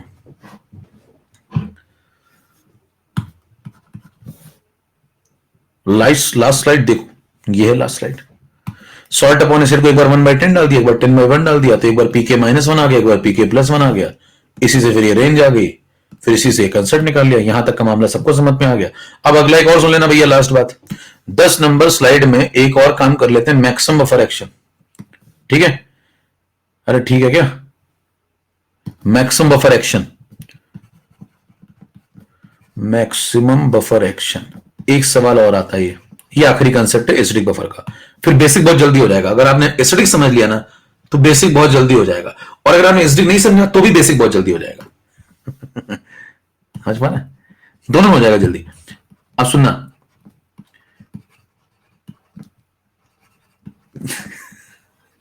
अगर नहीं समझा तो भी हो जाएगा जल्दी, ठीक है। अब सुनो मेरी बात सुनो, देखो पीएच की वैल्यू की रेंज कहां से कहां तक है, पीके -1 से पीके +1 तक। अब इसमें सवाल पूछा मैक्सिमम बफर एक्शन कहां आएगा, मैक्सिमम बफर एक्शन कहां आएगा। बफर का एक्शन जरा पढ़िए ध्यान से, क्या बोल रहा है, कह रहा है बफर का जो एक्शन है, पहली बात तो बफर क्या होता है, जो पीएच के चेंज को रेजिस्ट करे, वही उसका एक्शन है ना। तो बफर का एक्शन मैक्सिमाइज कब होगा, कहां पे होगा, वो लोकेशन कहां है। बफर अपना काम सबसे अच्छी तरह कहां कब कर पाता है, ये बताना है। सवाल समझ में आया, ठीक है। अब कहां कर पाता है जरा समझिए, बताइए। अगर आप इस वाले पॉइंट पे खड़े हैं तो सॉल्ट अपॉन एसिड 1/10 है, इस वाले पॉइंट पे खड़े हैं तो सॉल्ट अपॉन एसिड 10/1 है। तो ये दोनों पॉइंट खतरनाक है। अगर आप इस पॉइंट पे खड़े हैं और इस पॉइंट पे खड़े हैं तो ये दोनों पॉइंट खतरनाक है। क्यों, क्योंकि अगर आप इस पॉइंट से इधर गए और उधर गए तो दोनों तरफ खतरा है, आप रेंज से बाहर हो जाएंगे। देखिए ध्यान से देखिए, अगर आप इससे इधर गए या फिर उधर गए तो आप इससे इधर गए या फिर उधर गए, तो क्या आप रेंज से बाहर होते जा रहे हैं। तो बताइए अगर आप बिल्कुल इस पॉइंट पे जाके बैठ जाते हैं, कह रहे मैं इस पे बैठा हूं, है ना, तो इसका मतलब जैसे पहाड़ी है ना, तो एकदम पहाड़ी के एकदम आखिरी पॉइंट पे आप बैठे हुए हैं, हल्का किसी ने लात मारी तो नीचे सीधे खट से गिरेंगे रेंज के बाहर, बराबर। इधर भी देखो खाई है, इधर भी कुआं है, इसके इस तरफ कुआं, इसके इस तरफ खाई, रहना आपको इन दोनों के बीच में, रहना आपको इन दोनों के बीच में, मतलब इन दोनों के बीच में। ये बात समझ में आती है। तो मेरे को बताना आप सबसे सुरक्षित कब महसूस करोगे। आपको 2 पॉइंट के बीच में रहना है, देखो आपको 2 पॉइंट के बीच में रहना है, बीच में, बीचों बीच नहीं बोल रहा हूं, बीच में रहना है, कहीं बीच में, 2 पॉइंट के बीच में रहना है और दोनों से दूर भी रहना है। तो बताइए 2 व्यक्तियों से दूर भी रहना है और दोनों के बीच में भी रहना है, ऐसा कैसे हो सकता है बताइए। 2 व्यक्ति हैं, उनके बीच में रहना है आपको और दोनों से दूर भी रहना है, तो कहां रहोगे, बीचों बीच में रहोगे, बीचों बीच में। तो बीचों बीच में रहोगे तो दोनों से दूर भी रहोगे, दोनों के बीच में भी रहोगे, समझ में आ रही बात। तो बीचों बीच में मतलब कहां पे रहें बताओ, सबसे सुरक्षित कहां महसूस करेंगे आप, यहां पे सबसे सुरक्षित कहां महसूस करेंगे, यहां पे। इसी को बोलते हैं, यहां पे बफर का जो एक्शन होता है वो सबसे अच्छा माना जाएगा, क्योंकि बफर सबसे सुरक्षित महसूस कर रहा होगा। तो जरा बताना, क्या मैक्सिमम बफर एक्शन बिल्कुल बीचों बीच में आएगा। इसलिए कहा जाता है कि मैक्सिमम बफर एक्शन तब आता है जब पीएच की वैल्यू पीके हो जाए, ठीक है। अब मेरे को एक बात बताना, पीएच की वैल्यू पीके कब हो जाएगी, एक गोवा सबसे सुरक्षित है पीएच की वैल्यू पीके कब हो जाएगी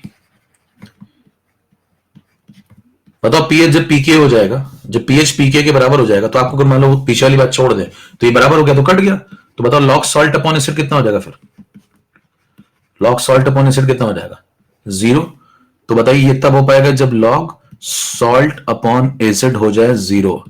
ये 0 कब होगा, जब सॉल्ट अपॉन एसिड हो जाए 1। ये 1 कब होगा, जब सॉल्ट और एसिड बराबर हो जाए। तो यानी कि मैक्सिमम बफर एक्शन कब आता है, कि आपको समझ में आ गया, ये चीजें होनी चाहिए। तो मैक्सिमम बफर एक्शन तब आता है जब ये चीजें हो जाए। मेरे ख्याल से बात सबको समझ में आ गई होगी, ठीक है। ये तो एक तरीका हो गया, ये तो एक तरीका, ये किताबें लिखती हैं, ये तरीका किताबें लिखती हैं कि बीचों बीच में रहो तो दोनों से सुरक्षित रहोगे। अच्छा, लॉजिकल तरीका किताबें नहीं लिखती हैं, जो ज्यादा लॉजिकल तरीका सुनिएगा। अब वो मैं बता रहा हूं आपको, ये आपको नहीं मिलेगा, और लोग पढ़ते पढ़ाते भी नहीं, इनको भी नहीं समझ में आता, ये पढ़ लेते हैं। देखिए होता क्या है कि जब आप बफर लेके बैठे हुए हैं, ये वाला एसिटिक एसिड साथ में आप एसिटेट आयन लेके बैठे हुए हैं, है ना।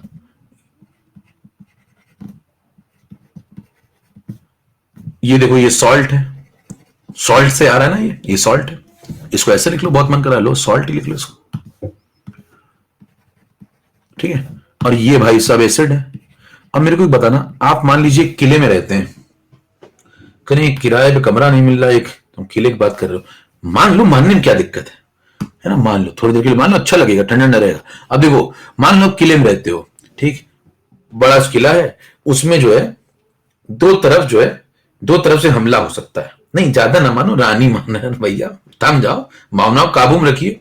देखिए आप एक किले में रहते हैं, है ना, और 2 तरफ से हमला हो सकता है ना, हमला हो सकता है इधर से, बाकी 2 तरफ मान लो हमला हो ही नहीं सकता, खाई है बहुत गहरी, तो इधर से अगर हमला हो सकता है, आपने दीवार बना दी इधर से बहुत ऊंची, आप बोला इधर से हमला हो सकता है, आपने दीवार बना दी, सीमेंट खत्म हो गई, तो दूसरी दीवार आपने छोटी सी बनाई, उसको पता चल गया इधर से आएगा, इधर से निपटाएगा और इधर से चला जाएगा, आप उधर इंतजार करते रह जाएंगे ऊंची दीवार पे। फिर बताइए, उस आपने दिमाग लगाया कि हमला इधर से होता है, तो आपने इसको तोड़वाया, इसको ऊंची करवा दी, फिर सीमेंट खत्म हो गई, फिर आपने इधर वाली दीवार छोटी बना दी, उसको फिर पता लग जाता है, खबर ही है उसका कोई, इधर से आएगा इधर से निपटाएगा, इधर से ही चला जाएगा, आप उधर इंतजार करते रह जाएंगे। तो क्या आप दोनों बार निपट जाएंगे? मेरे को बताना जरा कि आपको अगर बचना है तो आपको क्या करना चाहिए, सामान्य ज्ञान बताइए। आपको बचना है, अगर एक बराबर सुरक्षा देनी तो क्या करना चाहिए? दोनों, हाँ, दोनों दीवारें लगभग लगभग बराबर बना दो, बजाय इसके कि एक बहुत ऊंची और एक छोटी। समझ पा रहे हैं? तो बताइए, यही तो यहां भी हो रहा है। बताओ, इस पे दो अटैकर हैं, इस बफर के ऊपर दो अटैक है, ये बफर ये किला है। बताइए, ये बफर है ये किला है, और इस बफर के ऊपर दो अटैकर है। बोलो कौन कौन मेन मेन अटैकर है? एक एसिड और एक बेस। बताओ, जब एसिड अटैक करेगा तो कौन सामना करेगा? ये देखो, सॉल्ट कैसे नेचर का है? ये बेसिक नेचर का है, और ये एसिड एसिडिक नेचर का है। तो मेरे को बताना, जब बाहर से अटैक होगा, मान लो एसिड का अटैक हुआ, तो कौन कौन सामना करेगा? हाँ भाई, एसिड का अटैक हुआ तो कौन सामना करेगा? एसिड का अटैक होगा तो ये सामना करेगा, ये बेस।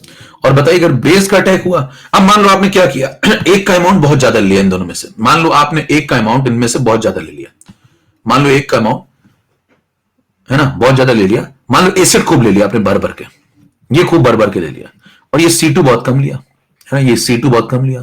तो उसको पता चल गया वो किसका अटैक कराएगा आपके ऊपर? एसिड अटैक कराएगा, और आपको इधर से निपटा देगा, और आप इधर निपट लेंगे क्योंकि आपने इसको बहुत कम लिया है।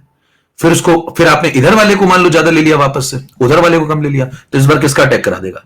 इस बार बेस का अटैक करा देगा, इधर से आपको निपटा देगा। बताइए, आप सुरक्षित ज्यादा कब महसूस करेंगे? बफर को आप बचा कब पाएंगे? दोनों अटैक से, दोनों अटैक से। जब आपकी दोनों दीवारें, हाँ बोलो भाई, जब आपकी दोनों दीवारें बराबर ऊंचाई की हो।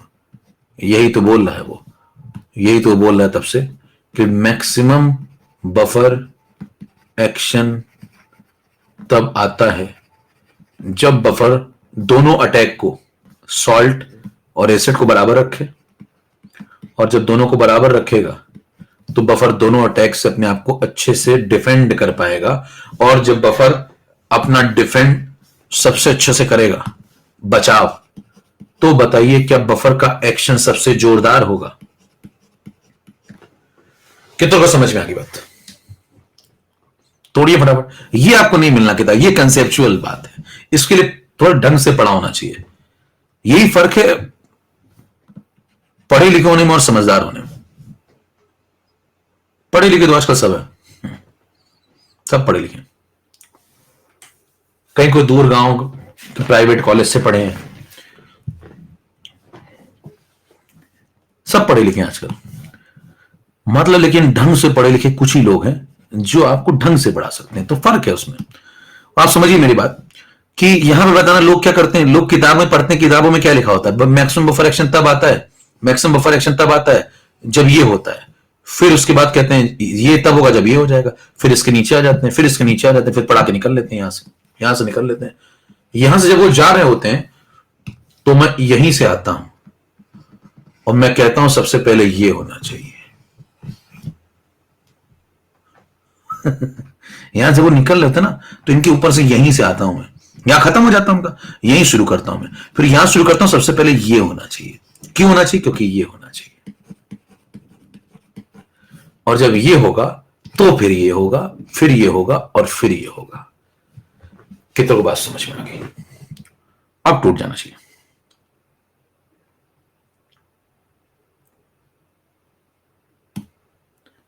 तो इसमें कोई रटने की बात नहीं, सब लॉजिकल बात है।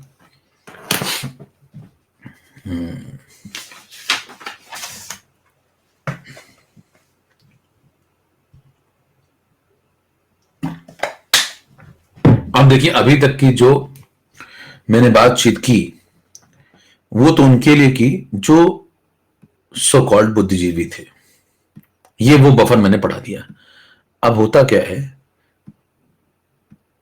कहने कंसेप्ट तो सबके लिए होते हैं, सबके लिए नहीं होते लक्ष्मण। तो ध्यान दीजिए, आपने 1 2 3 4 5 6 7 8 9 10 11 इतनी स्लाइड करा दी। अब बारी है हाँ, अब बारी आपकी है। आओ समझे। अब आप क्या करें, बफर को एक ही पेज में निपटा लेंगे, एक ही पेज में। थोड़ा बहुत जरूरत पड़ी तो अगले पेज की बात करेंगे, लेकिन कोशिश करेंगे 1 से 1.5 पेज में पूरा खत्म कर लें। ठीक है, अब सुनते हैं ना मेरी बात, कंसेप्चुअल चलेंगे। देखिए हम चलते हैं हमेशा कंसेप्चुअल ही है। अब आप अगले 5 मिनट सुनिए, आपको मतलब मौज आ जाएगी। पूरा बफर आपको इतने में दिख जाएगा, जो 11 स्लाइड है ना, पूरी एक स्लाइड में नजर आ जाएगी। सुनते हैं ना ध्यान से। सब लोग रेडी है भैया? यस, दिमाग इकट्ठा कर लो। ठीक है, चलो अब सुनना ध्यान से, सुनना ध्यान से, मौज आ जाएगी वो खतरनाक वाली। सबसे पहले आपने कहा स्टिक बफर, कोई एग्जांपल ले लो समझने के लिए भाई। चलो ये ले लेते हैं।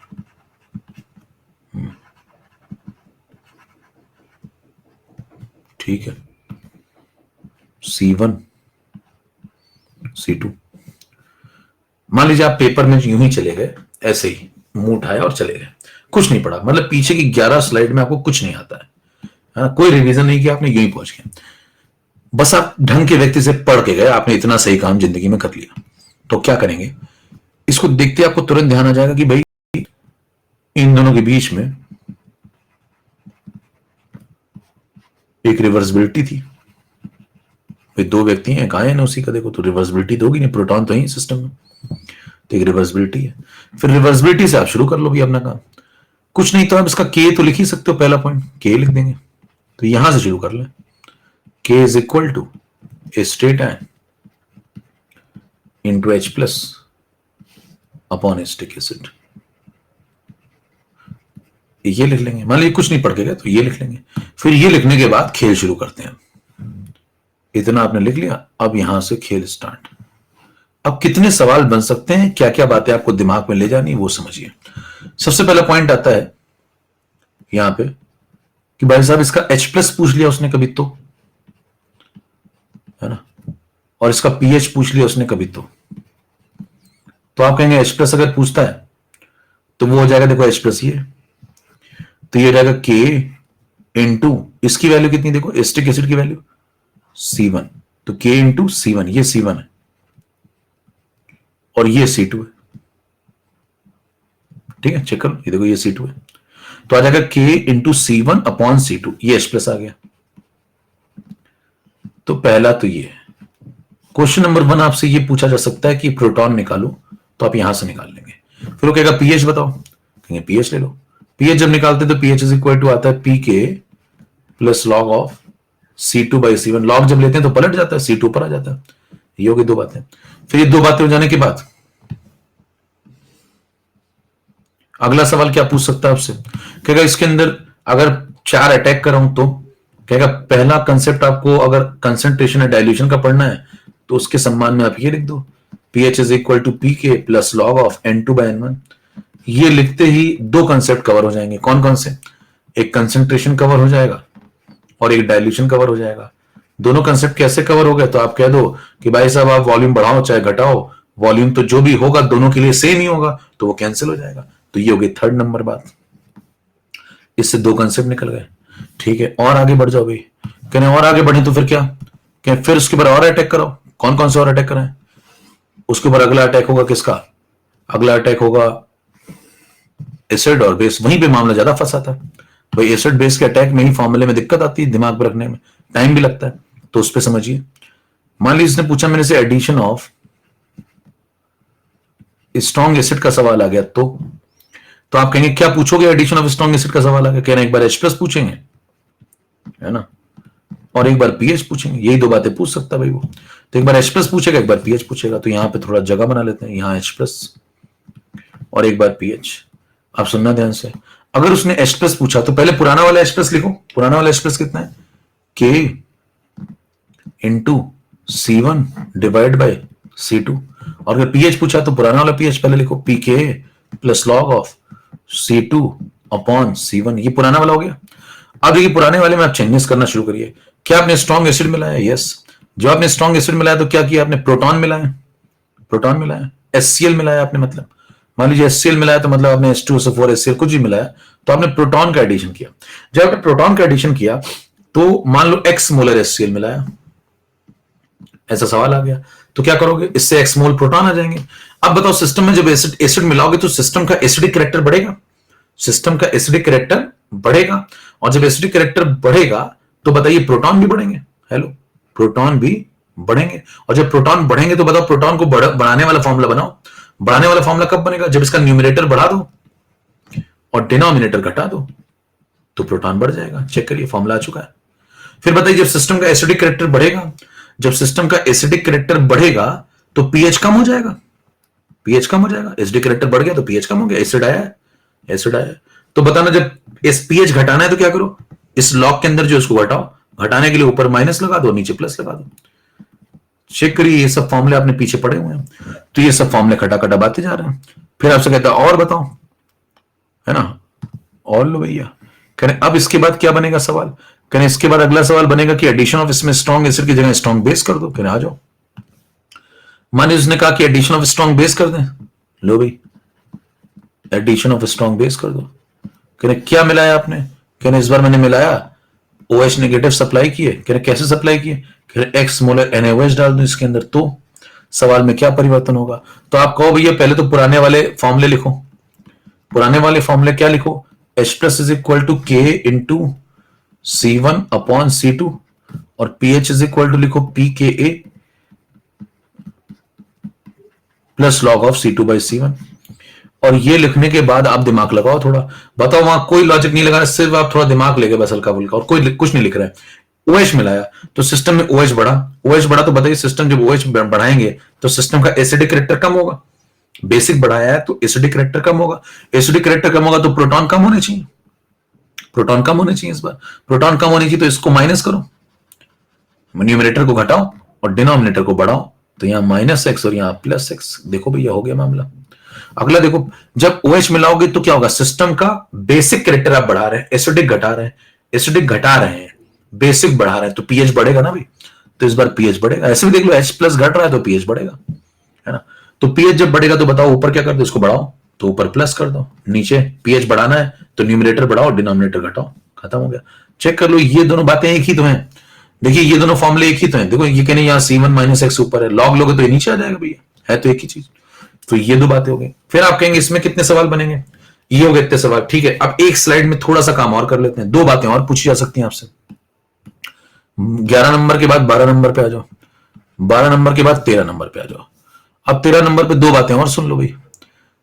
एक पूछेगा आपसे रेंज का सवाल, इसके अलावा तो जब रेंज का सवाल है तो आप समझ जाना भैया कि आईपीएससी ने रेंज डिसाइड की है इसकी, कहां से कहां तक? 1/10 से, अब इतना पढ़ लिया तो ये तो ध्यान ही रहेगा, 10/1 तक। कहना पीएच की रेंज क्या होगी? फ्रॉम pK -1 से pK +1 तक। कहेंगे फिर उसके बाद कह रहे हैं मैक्सिमम बफर एक्शन का एक सवाल आएगा। मैक्सिमम बफर एक्शन कहां मिलता है? कुछ नहीं, ध्यान रखना, लॉजिक चलिए आप। उसने पूछा मैक्सिमम बफर एक्शन कहां पे आता है, तो आप कह दो भैया दोनों किले की दीवारें बिल्कुल बराबर बनाओ, खत्म, कुछ नहीं रटना है। कहां आता है? जहां पे दोनों दीवारें बिल्कुल बराबर कर दो। लो कर दी भैया। जब बराबर करोगे तो सॉल्ट अपॉन एसिड कहां आ जाएगा? 1:1 रेशियो में। और जब ये 1:1 रेशियो में आ जाएगा तो आप बिल्कुल बीचों बीच में होंगे, है ना। और बीचों बीच में होंगे तो पीएच किसके बराबर होगा? यहाँ पे पीके के बराबर। ये भी खत्म हो गया। इसके अलावा कोई सवाल यहाँ पे बनता नहीं। आप सुनिए इसमें सवाल कैसे आएंगे। पहला सवाल कहेगा एक बफर था, सुनते हैं ना ध्यान से, एक बफर था, उसका H+ बता दो। पहला सवाल क्वेश्चन नंबर 1 ऐसे निकालेंगे, K लगा देंगे, C1 लगा देंगे, C2 लगा देंगे, पीएच नहीं निकालेंगे। उसने H+ पूछा है तो यहीं से निकाल लोगे ना भाई, H+ तो यहीं से निकाल लोगे ना, पीएच तक क्यों जाए। फिर कहेगा उसका पीएच बता दो। क्वेश्चन नंबर 2, दो सवाल हो गए। तीसरा सवाल, मैंने एक बफर में कंसंट्रेशन बढ़ाया और एक बार डाइल्यूशन बढ़ाया, उसके पीएच पे क्या असर पड़ेगा? 3 नंबर 4 नंबर सवाल। कोई असर नहीं पड़ेगा, क्यों? क्योंकि N2/N1 तो चेंज हुआ ही नहीं, ठीक है। इससे एक और फायदा, क्वेश्चन में कल को अगर बफर का सवाल आता है और आपको वॉल्यूम नहीं देता है, अगर वॉल्यूम देता नहीं तो मांगेंगे नहीं, और देगा तो इग्नोर कर देंगे। ध्यान सुनिए, अगर मेरे को मोल पता लग गए कहीं से, अगर मेरे को मोल पता लग रहे हैं कहीं से, तो अगर वो मेरे को वॉल्यूम नहीं देता है बफर के सॉल्यूशन का तो मैं मांगूंगा नहीं, और देता है तो इग्नोर कर दूंगा, क्योंकि जरूरत नहीं है। अगर मोल पता है तो, नहीं पता है तो कंसंट्रेशन का रेशियो लगा देना। यहां पर कंसंट्रेशन का रेशियो पता है वो लगा दो, मोल का रेशियो पता है वो लगा दो, आंसर सेम आएगा। तो ये तीसरा नंबर सवाल, ये चौथा नंबर सवाल। फिर आइए इधर, इसमें दो सवाल बनेंगे, 5 नंबर 6 नंबर, 7 नंबर 8 नंबर। इसमें दो सवाल बनेंगे। 9 नंबर, कहने दो सवाल कैसे बनेंगे? 10 नंबर, 11 नंबर और 12 नंबर। ध्यान सुनिए, दो सवाल कैसे बनेंगे। एक बार ये एक्स नेग्लेक्ट होगा और एक बार ये एक्स नेग्लेक्ट नहीं होगा। एक बार एक्स नेग्लेक्ट होगा और एक बार एक्स नेग्लेक्ट नहीं होगा। होगा नहीं, होगा नहीं, होगा नहीं। तो जब होगा तो ये वाला वर्जन लग जाएगा, और एक बार नहीं होगा तो दूसरा वर्जन लग जाएगा। तो बताइए, जब एक्स नेग्लेक्ट यहां पे कर देंगे तो ये एक्स गायब हो जाएगा, यहां पे भी एक्स गायब हो जाएगा, तो एक वर्जन आ जाएगा। और जब नहीं नेग्लेक्ट होगा तो ये पूरा लगाना पड़ेगा। तो क्या दो सवाल बन सकते हैं, नेग्लेक्ट होगा और नेग्लेक्ट नहीं होगा। नेग्लेक्ट होगा, और जब नेग्लेक्ट होगा तो आप देख लेंगे कितना नेग्लेक्ट, कैसे नेग्लेक्ट होगा वो भी समझ लीजिए। मान लो एक्स की वैल्यू दी है 10⁻⁵, 10⁻⁵, और C1 है 0.1, ये C1 0.1 और x 10⁻⁵। बोलो नेग्लेक्ट होगा कि नहीं होगा? हो जाएगा। और अगर ये 0.2 है, ये 0.1 हो तो नेग्लेक्ट नहीं होगा। तो 5, 6, 7, 8, 9, 10, 11, 12 समझ में आ गया। फिर 13 नंबर सवाल यहां से बनेगा और 14 नंबर सवाल यहां से बनेगा। कितनों को मौज आ गई, कीबोर्ड तोड़ डालिए। इसके अलावा कोई सवाल ही नहीं आ सकता। 14 सवाल समाप्त है पूरे। ये हो गया एसटी पेपर समाप्त।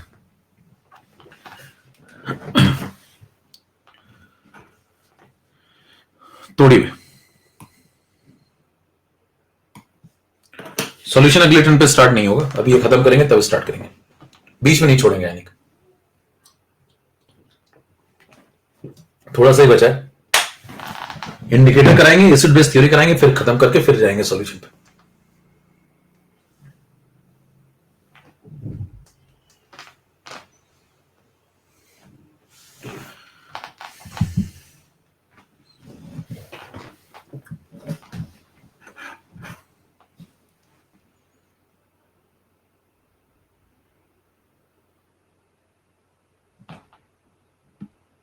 दो लेक्चर और लगेंगे, 2 लेक्चर और लगेंगे।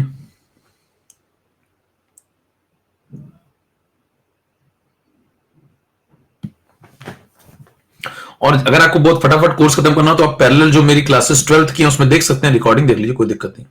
बाकी मैं एक्स्ट्रा क्लास लेकर के कराऊंगा, जैसे भी कराऊंगा, मतलब सॉल्यूशन होगा, इलेक्ट्रो होगा, थर्मो होगा, ये सब पहले कराएंगे, है ना, इंपॉर्टेंट सॉलिड होगा पहले।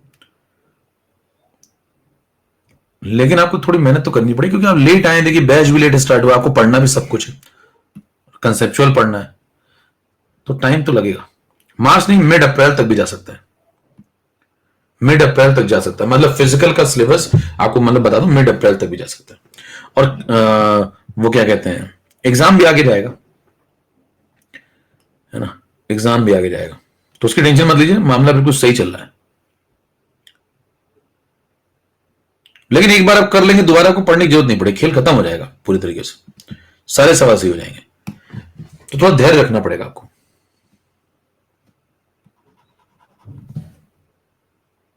कोशिश करेंगे कि मार्च एंड तक निपटा दें, लेकिन थोड़ा सा आगे जा सकता है। ठीक है, अब उसके बाद सुनिए मेरी बात, ये सब सवाल डन हो गए, ठीक है। कुछ एक एक पैरेलल कोर्स भी स्टार्ट कर देंगे, अगर ऐसा लगा बीच में कि ज्यादा टाइम लग रहा है तो पैरेलल कोर्स स्टार्ट कर देंगे, एक आध पैरेलल में निपटा देंगे, ठीक है। अब मेरी बात सुनो, मेरी बात सुनो ध्यान से। ये सब हो जाने के बाद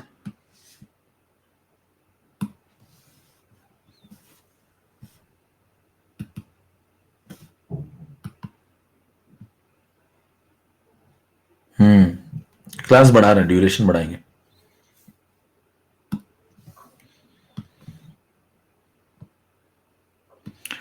ठीक है। क्लास ड्यूरेशन बढ़ा देंगे, पैरेलल कोर्स जैसे भी होगा मतलब करा देंगे, आपको तरीके से कराएंगे, ऐसे नहीं बस खत्म कर दिया।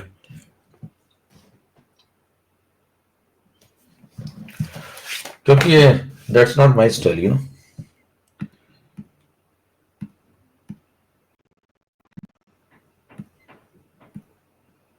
दो लेक्चर बाद सॉल्यूशन स्टार्ट हो जाएगा आपका, और थोड़ा 10-10 मिनट एक्स्ट्रा पढ़ा पढ़ा के सॉल्यूशन निपटा देंगे, मतलब 1-1.5 घंटे क्लास होती है, 1.5 घंटे में 1 घंटे 40 मिनट पढ़ा दिया जाएगा, और इस प्रकार से सॉल्यूशन निपटेगा, फिर इलेक्ट्रो निपटेगी, 2 बड़े चैप्टर खत्म हो जाएंगे आपके।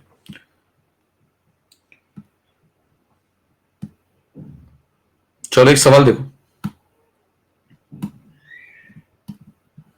क्योंकि ऐसे पढ़ने कोई फायदा नहीं कि सवाल ही ना लगे ऐसे पढ़ने क्या फायदा, 10 खत्म कर लो, सब खत्म कर लो, खुद भी खत्म हो जाओ। ये सवाल पढ़ो, ये सवाल कितने को नजर आ रहा है? 125 दिख रहा भी है, पढ़ो जरा,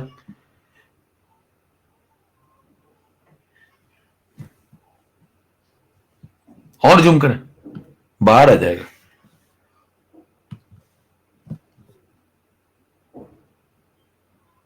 अब तो दिख रहा है, हाँ ब्लर दिख रहा है, दिख रहा है कि नहीं दिख रहा है, ब्लर दिख रहा है, अच्छा ये नहीं पूछ रहा है, दिख रहा है, काम चल रहा है कि नहीं चल रहा, बता बताओ। डेटा पढ़ रहा हूं, देखो। What will be the pH of the solution if 0.01 moles of HCl is dissolved in a buffer solution containing 0.02 mole of propanoic acid, K is equal to 1.34 10 to the power minus 5 and 0.0152 moles of salt at 25 degrees Celsius, और log दिया आपको 0.173 का -0.6 और आपको बताना है। जरा इसको पढ़ो सवाल को, है ना, इसको पढ़ो सवाल को और ये बताओ, ये सवाल देख लो आराम से। इस सवाल में वो जो अभी तुमने पढ़ा है उसमें से कौन सा वर्जन लगेगा, देखो मैं दिखा देता हूं तुम्हें फिर से। अभी जो तुमने पढ़ा वो क्या, देखो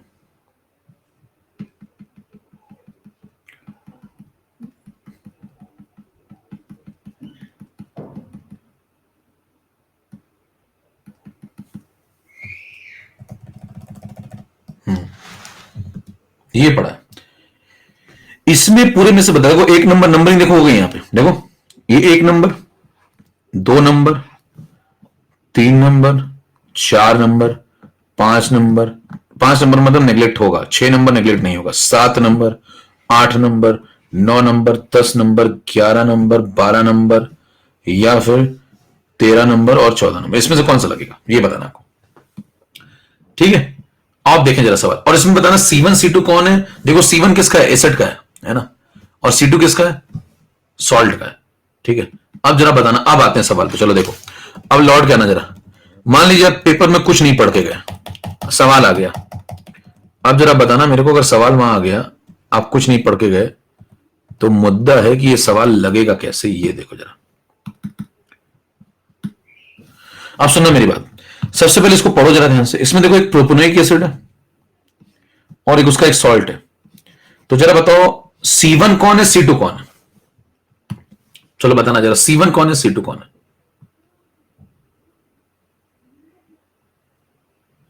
इसमें C1 कौन, डेटा बताना, डेटा भैया, चाचा डेटा बताना है। C1 की वैल्यू बताओ, ये है या फिर ये है, कौन है C1, C1 है 0.02, आई बात समझ में, एसिड। और C2 कौन है बताओ, सॉल्ट, ये C2 है, ठीक। अच्छा अब एक और बात बताओ, X कहां है, X कहां है, X कहां है, X, ये है X, देखो HCl के मोल मिला है, ये X है। क्या सवाल में आपको रिप्रेजेंटेशन समझ में आ गया सबको। अब बताओ पूछा क्या है, पीएच पूछा है, पीएच पूछा है, तो बताइए पीएच वाला वर्जन लगाएंगे, तो पीएच वाला वर्जन क्या लगे, कौन सा वर्जन लगे, नेग्लेक्ट होगा या नहीं नेग्लेक्ट हो, X नेग्लेक्ट होगा या नहीं होगा, X 0.01 है, X इनके सामने नेग्लेक्ट होगा या नहीं होगा, नहीं नेग्लेक्ट होगा, समझ पा रहे हैं, नहीं नेग्लेक्ट होगा। अच्छा इसका मतलब ये हुआ, पहली बात तो एसिड का सवाल है, तो 5 6 7 8 में से कोई, 5 6 में आप प्रोटॉन बताते थे, 7 8 में आप पीएच बताते थे, याद है ना, पीछे भी देख लेना, 7 8 में आप पीएच बताते थे। अच्छा उसमें नेग्लेक्ट होगा और नहीं होगा, तो इसमें कौन सा सवाल है, नेग्लेक्ट नहीं होगा, तो 8 नंबर है।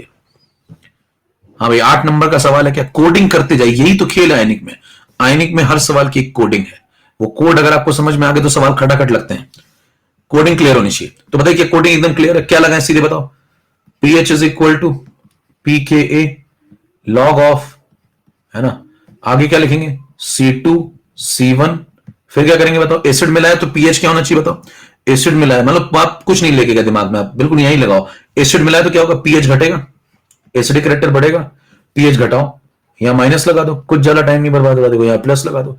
अब बताना उसके बाद C2 की वैल्यू लगा दो और C1 की वैल्यू लगा दो। C2 की वैल्यू कितनी, 0.0152, C2 की वैल्यू कितनी 0.0152 और माइनस कर दो X, ठीक है, और नीचे C1 की वैल्यू 0.02, ठीक है, और प्लस कर दो X, ठीक, यहां आ गया लॉग और यहां आ गया पीके और ये आ गया पीएच, समझ में आया सवाल, ठीक है भाई। अब इस बताइए नेग्लेक्ट होगा कि नहीं होगा, नहीं होगा, देखो नेग्लेक्ट नहीं हो रहा है, और नेग्लेक्ट नहीं हो रहा तो सॉल्व करना पड़ेगा, इसमें इसको माइनस करो तो देखो ऊपर बनना है 0.0052 और नीचे क्या बन रहा है 0.03, सॉल्व करोगे तो यही बन जाएगा,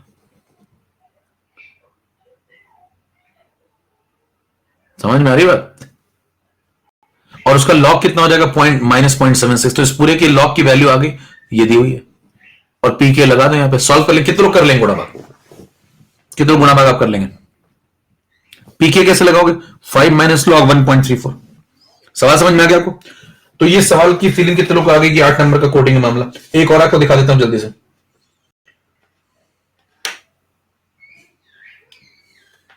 एक और दिखाते हैं।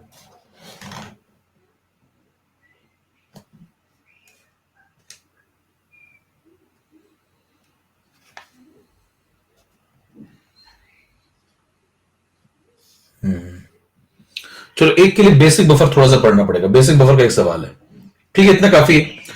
अच्छा, अगर यही पे मान लो ये नेग्लेजिबल होते तो नेग्लेक्ट कर देते, और नेग्लेक्ट नहीं होने लगे तो नेग्लेक्ट नहीं कर रहे। चलो एक सवाल अभी और दिखाऊंगा, बेसिक बफर पे पहले आ जाओ। एक बेसिक बफर का सवाल है, तो बेसिक बफर पे आ जाओ। ये समझ में आ गया सबको? ये सबको समझ में आ गया? ठीक है, चलो अब लौट आ जरा। अब जल्दी से बेसिक बफर को निपटा लेते हैं पहले। अब देखो सिमिलरली कैसे फटाफट खत्म होता है बेसिक बफर। देखो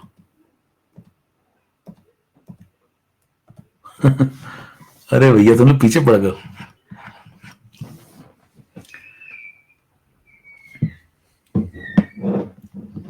बेसिक बफर पहले पढ़ लो, फिर बताते हैं तुम्हें।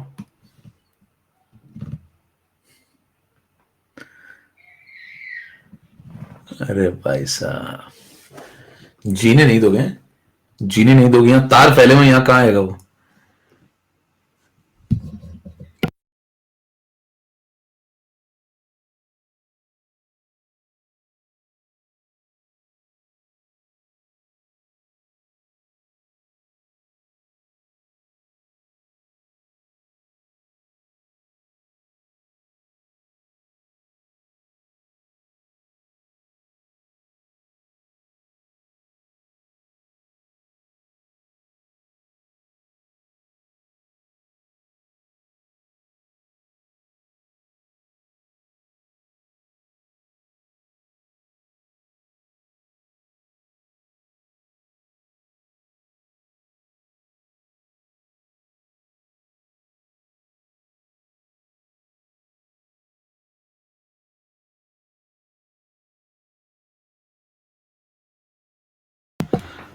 हाँ भाई, अभी आया, थोड़ी देर में आएगा वो। अभी वो खेल रहा है। कहाँ है जूनियर? जूनियर कहाँ है भैया?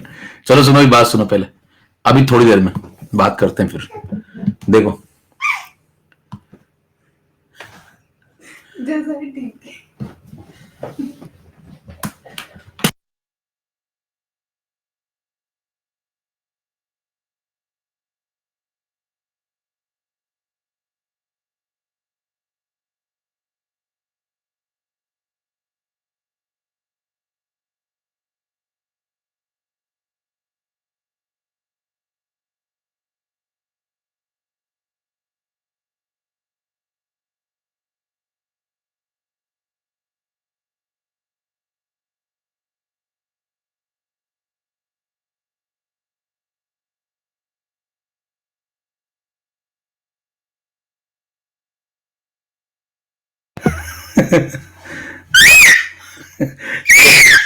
चलो ठीक है, चलो हेलो बोल दो, चाहे कह दो बाय।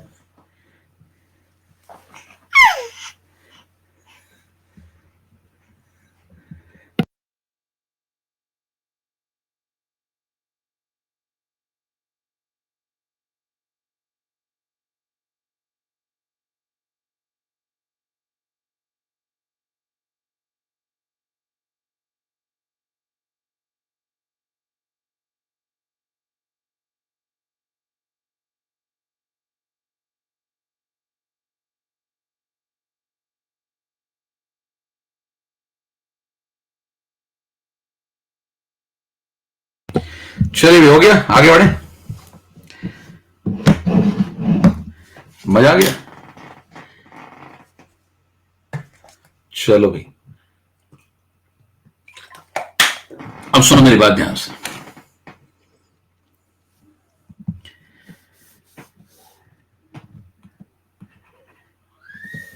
थर्टीन के बाद 14 नंबर स्लाइड में आप देखिए, फटाफट यहां पे बेसिक बफर खत्म करते हैं। अब एसडी बफर के बाद बेसिक बफर देखिए, समझिए। अब basic buffer similarly basic buffer similarly चलेगा। देखो इस बार क्या लिखेंगे हम लोग, पहले चलो पढ़ाई करते हैं, ठीक है। चलो अब पढ़ाई करते हैं सब लोग, इसको खत्म कर लेते हैं बेसिक बफर को। चैट बंद, सुनो। देखो NH4OH ले लो, साथ में NH4 प्लस ले लो, या फिर NH4OH ले लो और साथ में NH4Cl ले लो, एक ही बात है, ठीक है। इसके C1 मोलर और इसके C2 मोलर। अब आपको इस समझ में आने लगेगा कि पिछला वाला अगर आपने ढंग से कर लिया तो ये बहुत जल्दी हो जाएगा खत्म, इसमें उतना कोई खास टाइम नहीं लगेगा। तो ये दोनों रिप्रेजेंटेशन एक है, तो आपको अभी से समझ में आने लगा वो दोनों एक क्यों है। अब बताओ कंटेनर में कैसे बेसिक बफर बना होगा, आप सीधे बता देते हैं। ये जो बेसिक बफर है ये वीक बेस जैसा नहीं है, वीक बेस अलग है और ये अलग है ना, वीक बेस अलग चीज है और ये अलग चीज है। तो कैसे अलग है, कहेंगे इसमें सबसे पहले क्या लिया होगा आपने, पानी। सबसे पहले क्या लिया होगा, पानी। फिर पानी में क्या मिला होगा, NH4OH, जो कि बहुत कम आयनाइज हो रहा है, जो कि बहुत कम आयनाइज हो रहा है। फिर उस वीक बेस के कॉन्जुगेट का एक सॉल्ट मिलाएंगे, ठीक है, जो कि बहुत जबरदस्त आयनाइज हो रहा है। और दोनों को किसमें मिलाएंगे, पानी में, जो कि खुद बहुत कम आयनाइज हो रहा है। तब जाके जो कंटेनर में कंटेंट तैयार होता है उसको बोलते हैं बेसिक बफर। तो ये है भैया बेसिक बफर, ठीक है। तो ये अलग है, किससे अलग है, ये पार्ट 2 से अलग है। पार्ट 2 में जो आप वीक बेस पढ़ते थे उससे अलग है, ठीक है। अब बताना, अमोनियम आयन के दो सोर्स हो गए, अमोनियम आयन के दो सोर्स हैं यहां पे, देखिए ध्यान से, एक तो वीक बेस है और एक ये सॉल्ट है। तो बताइए अमोनियम आयन दो जगह से आ रहा होगा, तो वीक बेस तो पहले से अमोनियम आयन कम आ रहा था और यहां पे कॉमन एन इफेक्ट लग गया। किसने किसके ऊपर कॉमन एन इफेक्ट लगाया होगा बताओ, क्या NH4Cl ने NH4OH के ऊपर कॉमन एन इफेक्ट लगा दिया होगा, हाँ भाई, NH4Cl ने क्या NH4OH के ऊपर कॉमन एन इफेक्ट लगा दिया होगा। अब बताइए कॉमन एन इफेक्ट लगाएगा तो क्या इसकी रिएक्शन बैकवर्ड चली जाएगी, पहले से ये NH4 प्लस बहुत कम दे रहा था अब और कम देगा, तो ये नेग्लेक्ट हो जाएगा, तो ये इसके सामने नेग्लेक्ट हो जाएगा। तो बताइए सिस्टम में अमोनियम आयन को कंट्रोल कौन कर रहा है, सिस्टम में अमोनियम आयन के सोर्स दो थे, है ना, हाँ भाई, सिस्टम में पढ़ लो भैया तुम लोग एकदम। हाँ भाई, सिस्टम में अमोनियम आयन के दो सोर्स है, बताओ कौन कौन से, एक तो सॉल्ट और दूसरा कौन, वीक बेस। बताओ वीक बेस वाला नेग्लेक्ट हो जाएगा, इसको खत्म कर लें क्योंकि कनेक्शन है इसका एसिडिक बफर से, ये फटाफट खत्म हो जाएगा। तो बताइए मेन कहां से कंट्रोल होने लगेगा, सॉल्ट से। तो अमोनियम आयन कंट्रोल करने वाली बॉडी कौन बन गई, सॉल्ट। तो सॉल्ट जो दे रहा होगा वही कंट्रोलिंग बॉडी बन गई। तो बताओ सॉल्ट ये C2 में से जब C2 जाएगा तो ये कितना बनेगा, ये C2 बनेगा और ये भी C2 बनेगा। तो बताइए अमोनियम आयन का कंसंट्रेशन कितना लगाएंगे, C2। और ये वाला क्या हुआ, ये नेग्लेक्ट हो गया है, ठीक है भाई। तो बताइए ये वाला नेग्लेक्ट हो गया, तो ये कंट्रोल कहां से हो रहा है, सॉल्ट से कंट्रोल हो रहा है। अब मेरे को बताना यहां पे मुझे बताना एक बात, मुझे क्या करनी, पीएच निकालना है। पीएच कहां से निकालोगे, बताओ। पीएच इस वाली से तो निकलेगा नहीं, पानी वाली से, क्योंकि पानी वाली का आज भी वही नाटक है। बताओ पानी वाली का क्या नाटक चलता है, कहता है दोनों में से कोई एक ले आओ। बताओ पानी वाली इक्वेशन आपसे क्या कहती है कि दोनों में से कोई एक ले आओ, दूसरा, है ना, दूसरा बता देंगे। तो पानी से आपको कुछ मिल नहीं रहा क्योंकि दोनों बदल चुके हैं। H प्लस भी अब 10⁻⁻7 नहीं है और OH भी 10⁻, दोनों बदल चुके हैं, सब बदल चुका है। तो बताइए आपको कहीं दोनों में से एक लाना होगा पहले, तो एक लाने के लिए आप या तो पहली वाली के तीसरी के पास तो जाने से फायदा नहीं, या तो पहली या तो दूसरी।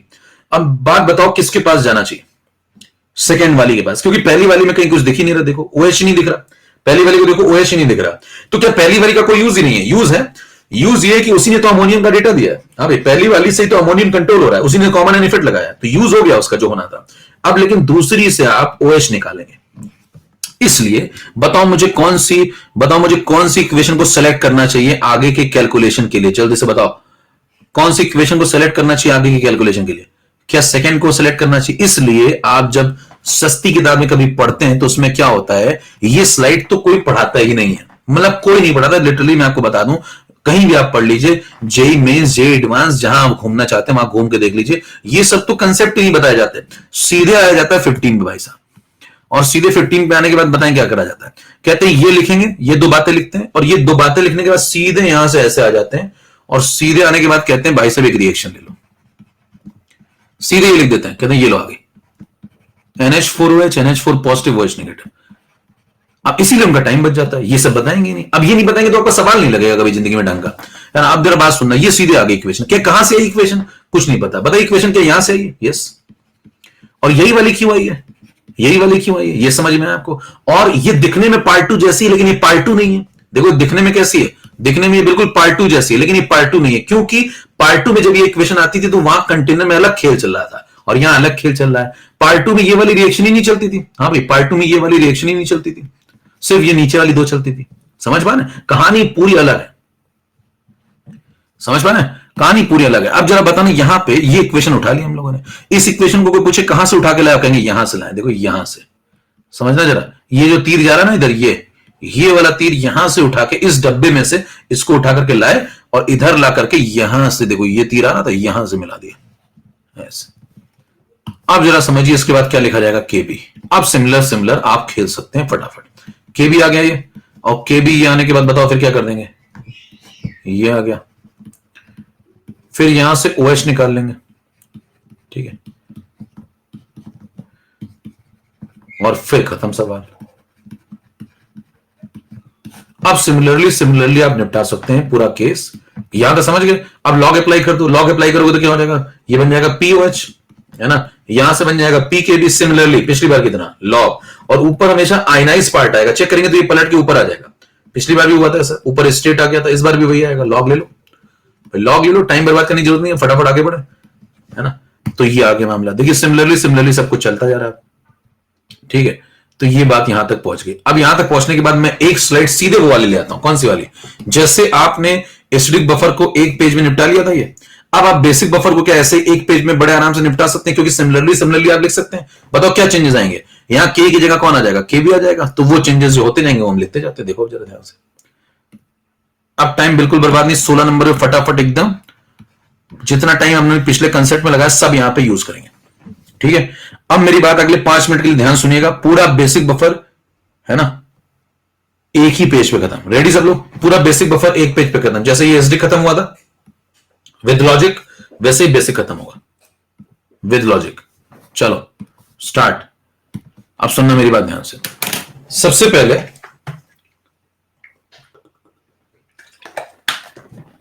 पहली बात कि अगर मान लीजिए आप वहां पेपर में बिना कुछ पढ़े चले गए और वहां बेसिक बफर के क्वेश्चन आ गए,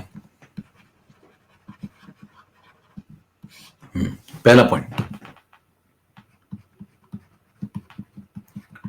NH4OH NH4 प्लस,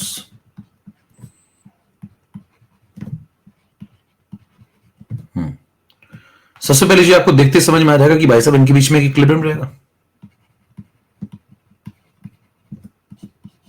ये लो, ठीक है। फिर आप इसका के भी लिख देंगे, ये लो,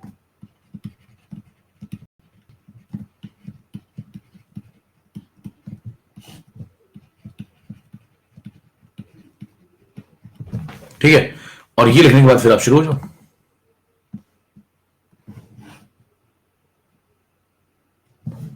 फिर जब शुरू हो जाओगे तो क्या क्या चीजें आपसे पूछेगा वो, क्या क्या H+ बता दो, क्या क्या pH बता दो, फिर यहां क्या क्या H+ बता दो, फिर यहां pH बता दो,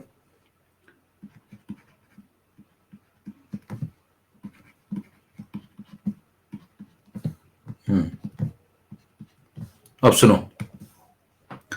अब देखिए यहां पे एडिशन ऑफ क्या पूछेगा आपसे, एडिशन ऑफ स्ट्रॉन्ग एसिड का सवाल आएगा, और यहां पे किसका सवाल आएगा, एडिशन ऑफ स्ट्रॉन्ग बेस का सवाल आएगा। अब देखो खटाखट कैसे सवाल लगते हैं, बिना कोई रिएक्शन लिखे, ना वो सब रिएक्शन लिखनी है ना कुछ दिमाग लगाना है, खटाखट सवाल लगेंगे और सारे फॉर्मूले एक साथ दिमाग में आपके विद लॉजिक। तो मतलब ये सब कुछ नहीं करना आप, देखो ये सब जो कर रहे थे इतना, ये इससे रिएक्ट करेगा, ये होगा, ये देखो ये सब कुछ नहीं, सब गायब, ये सब गायब। अब सीधे खटा, ये सब भी गायब, ये सब भी मेहनत गायब, ये भी पूरी मेहनत गायब। लेकिन एक बार समझ लिया तो हमने दिमाग में सेट है, कल कुछ बात आई तो हमने संभाल लेंगे। अब सुनिए, ये 4 बातें लिखेंगे, ये मिलाया तो क्या होगा, ठीक है। चलो पहले फॉर्मेट रेडी करो भैया। यहां पे H+ क्या आएगा बताओ, यहां पे H+ की जगह पहली बात तो अच्छा कुछ चेंजेस कर लीजिए, पहले तो H+ की जगह बताओ कौन आ जाएगा, OH, pH की जगह कौन आ जाएगा, POH, करते जाओ चेंजेस भाई, भाई एसिडिक बफर की जगह बेसिक हो गया तो देखो H प्लस की जगह कौन आ गया OH, तो यहां OH कर लो। सिमिलरली चलना है तो यहां POH कर लो। फिर बताओ यहां भी चेंज कर लो, एसिडिक बफर में प्रोटॉन लिखते थे, इस बार POH मिलेगा, OH मिलेगा, तो यहां OH कर लो भैया, लो यहां POH कर लो। फिर यहां पे आ जाओ, यहां OH कर लो, यहां POH कर लो।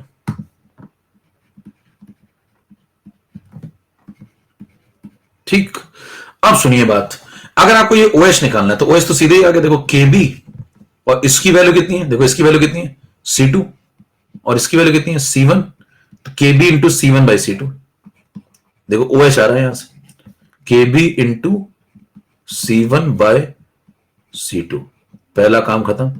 कोई पूछे POH क्या है तो आप कहेंगे PKB प्लस लॉग, इसमें पलट जाता है मामला, C2 पर आ जाता है, तो C2 by C1, salt upon base, देखो सॉल्ट अपॉन बेस, ठीक है, ये हो गया। फिर क्या इसमें अगर मान लो वो वाला सवाल आ जाए डाइल्यूशन कंसंट्रेशन, तो कह देना POH is equal to PKB plus log of N2 by N1, ठीक है। यहां दो केस कवर हो गए, कौन कौन से दो केस कवर हो गए, कंसंट्रेशन और एक डाइल्यूशन। अब उसको लिखने की जरूरत नहीं है, वॉल्यूम चेंज होगा तो भैया कोई फर्क ही नहीं पड़ता है, ठीक है। POH पे नहीं पड़ता तो PH पे भी नहीं पड़ेगा। अब OH पे आ जाओ, अब अगर OH यहां पे आ जाए और इसमें चेंजेस करना शुरू करें, देखो ना यहां पे तुमने लिखा OH इज इक्वल टू, ये वाला फॉर्मूला पहले लिख लो यहां पे, अब देखो कितनी तेजी से काम होता है, KB C1 C2, यहां पे भी लिख दो KB C1 C2, यहां पे भी लिख दो POH PKB log C2 by C1, ठीक है।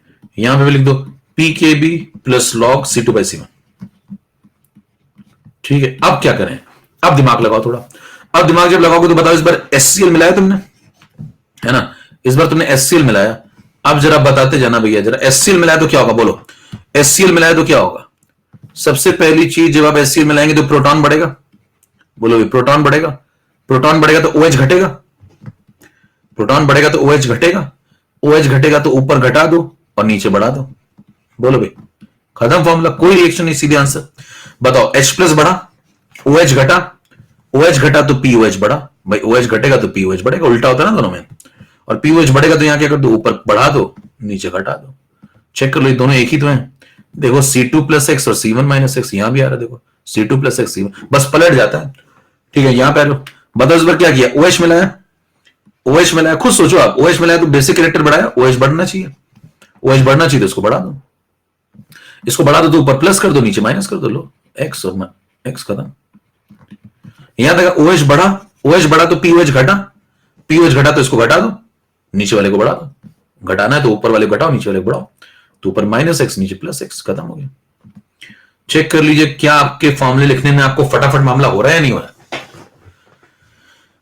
बोलो भाई क्या फटाफट मामला हो रहा है नहीं हो रहा, एकदम बिजली की रफ्तार से। फिर देखिए सवाल कितने बनेंगे, सवाल नंबर 1, सवाल नंबर देखना, सवाल नंबर 1 यहां से आएगा, क्वेश्चन नंबर 2 आपको यहां से मिलेगा, क्वेश्चन नंबर 3 यहां से मिलेगा, क्वेश्चन नंबर 4 यहां से मिलेगा, फिर 4 मिल जाने के बाद 5 नंबर पे यहां आ जाओ, यहां 2 सवाल बनेंगे, 5 नंबर 6 नंबर, नेग्लेक्ट होगा नेग्लेक्ट नहीं होगा, 7 नंबर 8 नंबर, नेग्लेक्ट होगा नेग्लेक्ट नहीं होगा, ठीक है, 9 नंबर 10 नंबर, नेग्लेक्ट होगा नेग्लेक्ट नहीं होगा, 11 नंबर 12 नंबर, फिर से वही नेग्लेक्ट होगा और नेग्लेक्ट नहीं होगा, क्लियर। 12 नंबर खत्म होने के बाद, ठीक है, 12 नंबर खत्म होने के बाद 13 नंबर और 14 नंबर पे आ जाओ भैया, 17 स्लाइड पे आ जाओ, बस 2 बातें और बताओ, रेंज की अगर यहां पे बात करेगा तो बस सिमिलरली लिखो, पिछली बार बताना रेंज किसकी निकालते थे, पीएच की, तो इस बार किसकी निकलेगी, पीओएच की, किसमें, बेसिक बफर में, तो क्या सिमिलर फॉर्मूला आप बिल्कुल वही कंसेप्ट लगा के लिख सकते हैं। बताओ पिछली बार सॉल्ट अपॉन एसिड था, इस बार सॉल्ट अपॉन बेस होगा, आईपीएससी का कंसेप्ट लगा दो भैया, नेग्लेक्शन थ्योरी वाला भाई, 1/10 10/1। फिर बताओ यहां पे पीएच की रेंज आती थी, इस बार पीओएच की आएगी, पिछली बार पीके -1 था, इस बार पीकेबी -1 होगा, पिछली बार पीके +1 था, इस बार पीकेबी +1 होगा। फिर बताओ मैक्सिमम बफर एक्शन कहां से आएगा, तो आप कहेंगे मैक्सिमम बफर एक्शन जब आएगा तो बीचों बीच में दीवारें बराबर बनाओ, same concept. Maximum buffer action भैया तब आता है जब किले की दोनों दीवारें बिल्कुल बराबर हों। दीवारें कब बराबर होंगी, जब सॉल्ट और बेस बराबर हो।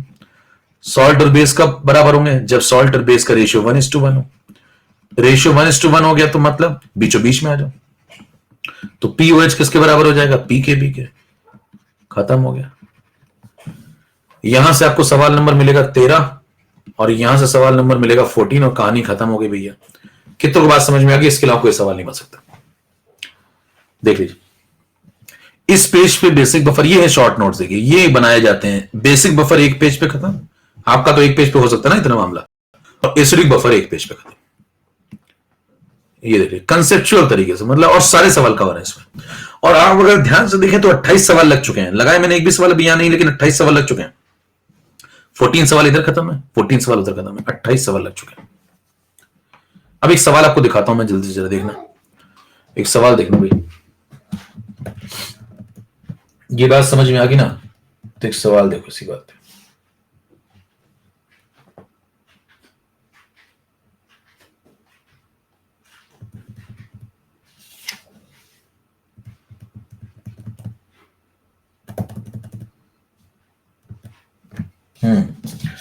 एक क्वेश्चन नंबर लगाते हैं 169 है इसमें, देखना इसमें कौन सा नंबर है, चेक करते हैं रुको।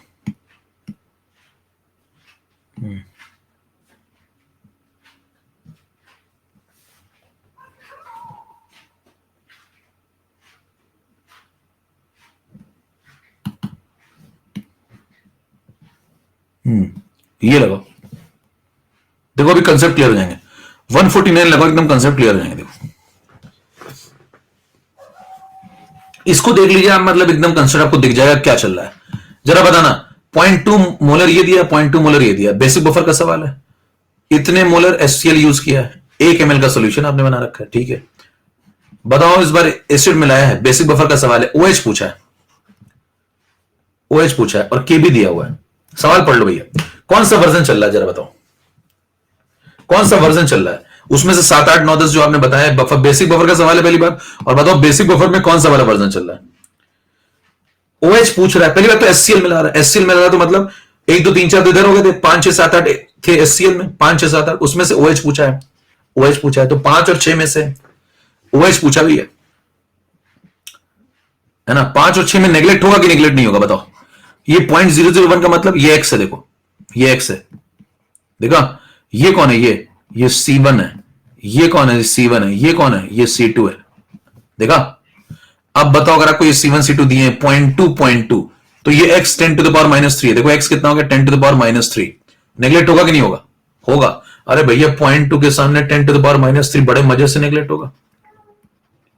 तो बताइए इस बार नेग्लेक्ट हो जाएगा? नेग्लेक्ट हो जाएगा। तो बताओ क्या लिखें, सीधे लिखो, बिल्कुल मान लीजिए आप कुछ नहीं पढ़ के सीधे लिखो OH इज इक्वल टू, बताओ पहले क्या लिखेंगे, KB, और यहां पे कौन आएगा बताओ, KB के बाद C1 और C2। बताओ x लिखोगे तो नेग्लेक्ट हो जाएगा। हाँ भाई, x लिखोगे तो नेग्लेक्ट हो जाएगा, तो लिखो ही मत। जब नेग्लेक्ट होगा तो लिखो ही मत। अब बताओ C1 C2 दोनों सेम है, तो ये भी कट गए। तो OH किसके बराबर आ गया, KB के। OH किसके बराबर आ गया, KB के।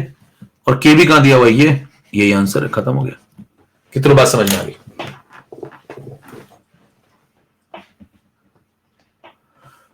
कितनों को बात समझ में आ गई? देख रहे हैं ऑब्जेक्टिव सवाल कैसे बना रहे हैं। ये ढंग का सवाल है, मतलब आप किसी को देख देखना, मतलब वो लगाएगा टाइम, समझ पा रहे हैं। अगर आपने वो स्लाइड सही से समझी तो ये सवाल एक लाइन का। क्या किया समझ में आया भाई? वो प्लस माइनस तो गायब हो जाएगा ना, वो माइनस प्लस तो सब गायब हो जाएगा। आपने एसिड मिलाया है तो जो भी किया एक्स तो नेग्लेक्ट हो रहा है, तो C1 बाई C2 बचा, और C1 C2 सेम है। देखो ये दोनों सेम दिए, कट जाएंगे तो खत्म। OH KB के बराबर आ गया, और KB कितना दिया हुआ है, 2 × 10 to the power -5, ये आंसर हो गया। कितनी बात समझ में आ गई? कितनी बात समझ, तोड़िए एक बार जाओ जल्दी से। तो इस बार जो सवाल था 149 जो क्वेश्चन था, उसको एक बार घर जाके फिर से देख लेना। 149 उसकी 149 की कोडिंग है, देखो ये है OH पूछा था, ये X नेग्लेक्ट हो गया, नेग्लेक्ट हो गया तो ये वाला है 5 नंबर। 149 के आगे कोडिंग लिख लेना 5 नंबर। ये दोनों नेग्लेक्ट हो गए, C1 C2 सेम थे तो OH KB के बराबर आ गया, खत्म सवाल। पेन ही नहीं चलाना था। नेग्लेक्ट क्यों हो गया, कह रहे हैं अरे भाई साहब 0.2 के सामने 10 to the power -3 बहुत छोटा नहीं है, परसेंटेज एरर निकाल लो। 0.2 में ये माइनस करोगे प्लस करोगे तो नेग्लेक्ट नहीं होगा, ये प्लस करो ये माइनस करो तो नेग्लेक्सिबल नहीं है इसके सामने। परसेंटेज एरर निकाल लो, 10 to the power -3 divide by 0.2 × 100, ये कर ले लो। कितनी परसेंटेज एरर, बहुत छोटी आ रही है, खत्म हो गया, नेग्लेक्ट होगा। समझ में आ गई बात? तो वैल्यू देख के समझ में आता है ना। पॉइंट टू के सामने पॉइंट वन होता, तो पॉइंट टू के सामने पॉइंट वन होता तो नेगलेक्ट नहीं होता। इसका 50% है तो नेगलेक्ट नहीं होता, ये है तो नेगलेक्ट हो जाएगा। इतना समझ में आता ना सामान्य ज्ञान। चलिए नमस्कार, जय भारत, मिलते हैं अगली क्लास में। अब ये पूरा एसिडिक बेसिक बफर समाप्त है भैया, ठीक। Me after solving with J star, नहीं सॉल्यूशन कल स्टार्ट नहीं होगा भाई, लेकिन आपको बफर के आगे इंडिकेटर पढ़ाया जाएगा, और इंडिकेटर में भैया मामला सही से समझना है तो आपको आना तो पड़ेगा, क्योंकि ये जिस लेवल की मैं पढ़ाई कर रहा हूं उसमें थोड़ा वक्त लगेगा, लेकिन आपको उतनी मेहनत अगर आपने कर ली तो आपका फिर चैप्टर में सवाल गलत नहीं होगा कभी जिंदगी में। और आपको देखिए सवाल लगाने की जरूरत ही नहीं पड़ेगी, अगर आपके कंसेप्ट एक बार शार्प हो गए है ना, एक बार कंसेप्ट शार्प हो गए ना आपके, तो आपको सवाल लगाना, सवाल तो आपके दिमाग में लग जाएंगे। देखो ये सवाल मैंने हम नहीं लगाया होता तो भी लग गया ना। I am feeling jealous junior J star.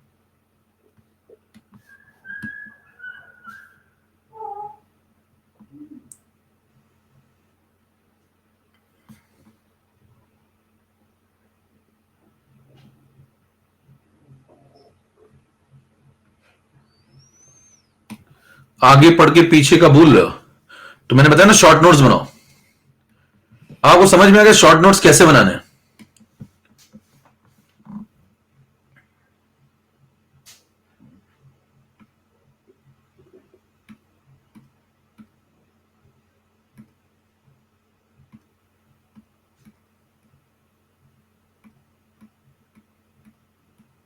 मैं ऑर्डर बता देता हूं कैसे कैसे चैप्टर चलेंगे अभी। इसके बाद सॉल्यूशन स्टार्ट हो जाएगा, अभी 2 लेक्चर के बाद सॉल्यूशन स्टार्ट होगा, फिर सॉल्यूशन के बाद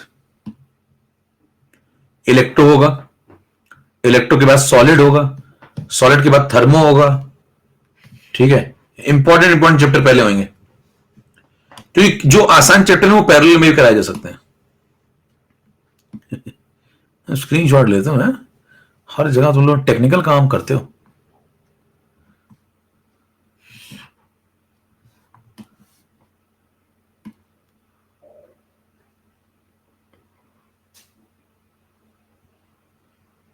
क्या लिखा है भाई साहब,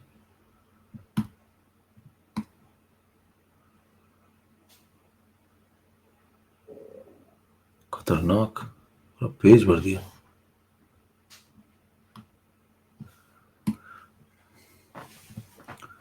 चाचा जब से पढ़ना शुरू किया था फिजिकल का मोक्ष में लगाते हैं कि दूसरे सलाम स्टिचिंग स्टाइल, ठीक है। तो अगली क्लास हम लोग इंडिकेटर खत्म करेंगे, और एसिड बेस थ्योरी के जो किसी ने ग्रुप में एक सवाल डाला था कि कौन वीक एसिड होता है रिस्पेक्टिव, वो सब होगा एसिड बेस थ्योरी में। आधे घंटे में आपको एसिड बेस थ्योरी करा दूंगा मैं, ठीक है। आधे घंटे में एसिड बेस थ्योरी भी हो जाएगा, तो बहुत ढंग का कराएंगे, मतलब उसमें बहुत ढंग की बातें बताएंगे। तो आप बस 1-2 लेक्चर रुकें, 1-2 लेक्चर में 2 लेक्चर में खत्म हो जाएगा पूरा मामला। 2 लेक्चर में खत्म करके फिर हम लोग चलेंगे सॉल्यूशन की तरफ। फिर इसके बाद आपको आयनिक दोबारा नहीं पढ़ने की जरूरत पड़े कभी।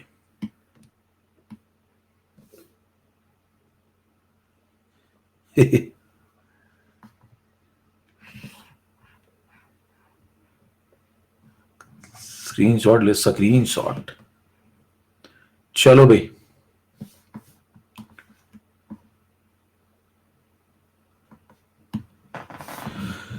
चलिए खत्म करते हैं, ठीक है। ओके, नमस्कार, नमस्कार, जय भारत। सो जाइए, कल सुबह क्लास है, इंडिकेटर खत्म होगा, बफर के कुछ सवाल लगा के इंडिकेटर खत्म करके, और अगले ढंग बेसिड बेस थ्योरी खत्म करके निपटा के खत्म 2 लेक्चर में, ठीक है। उसके बाद शुरू होगा सॉल्यूशन 2 लेक्चर बाद, ठीक है।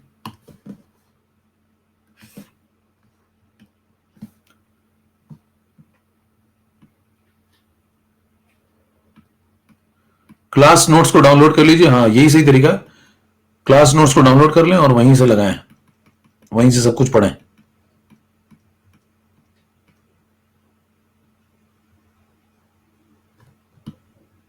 ठीक है।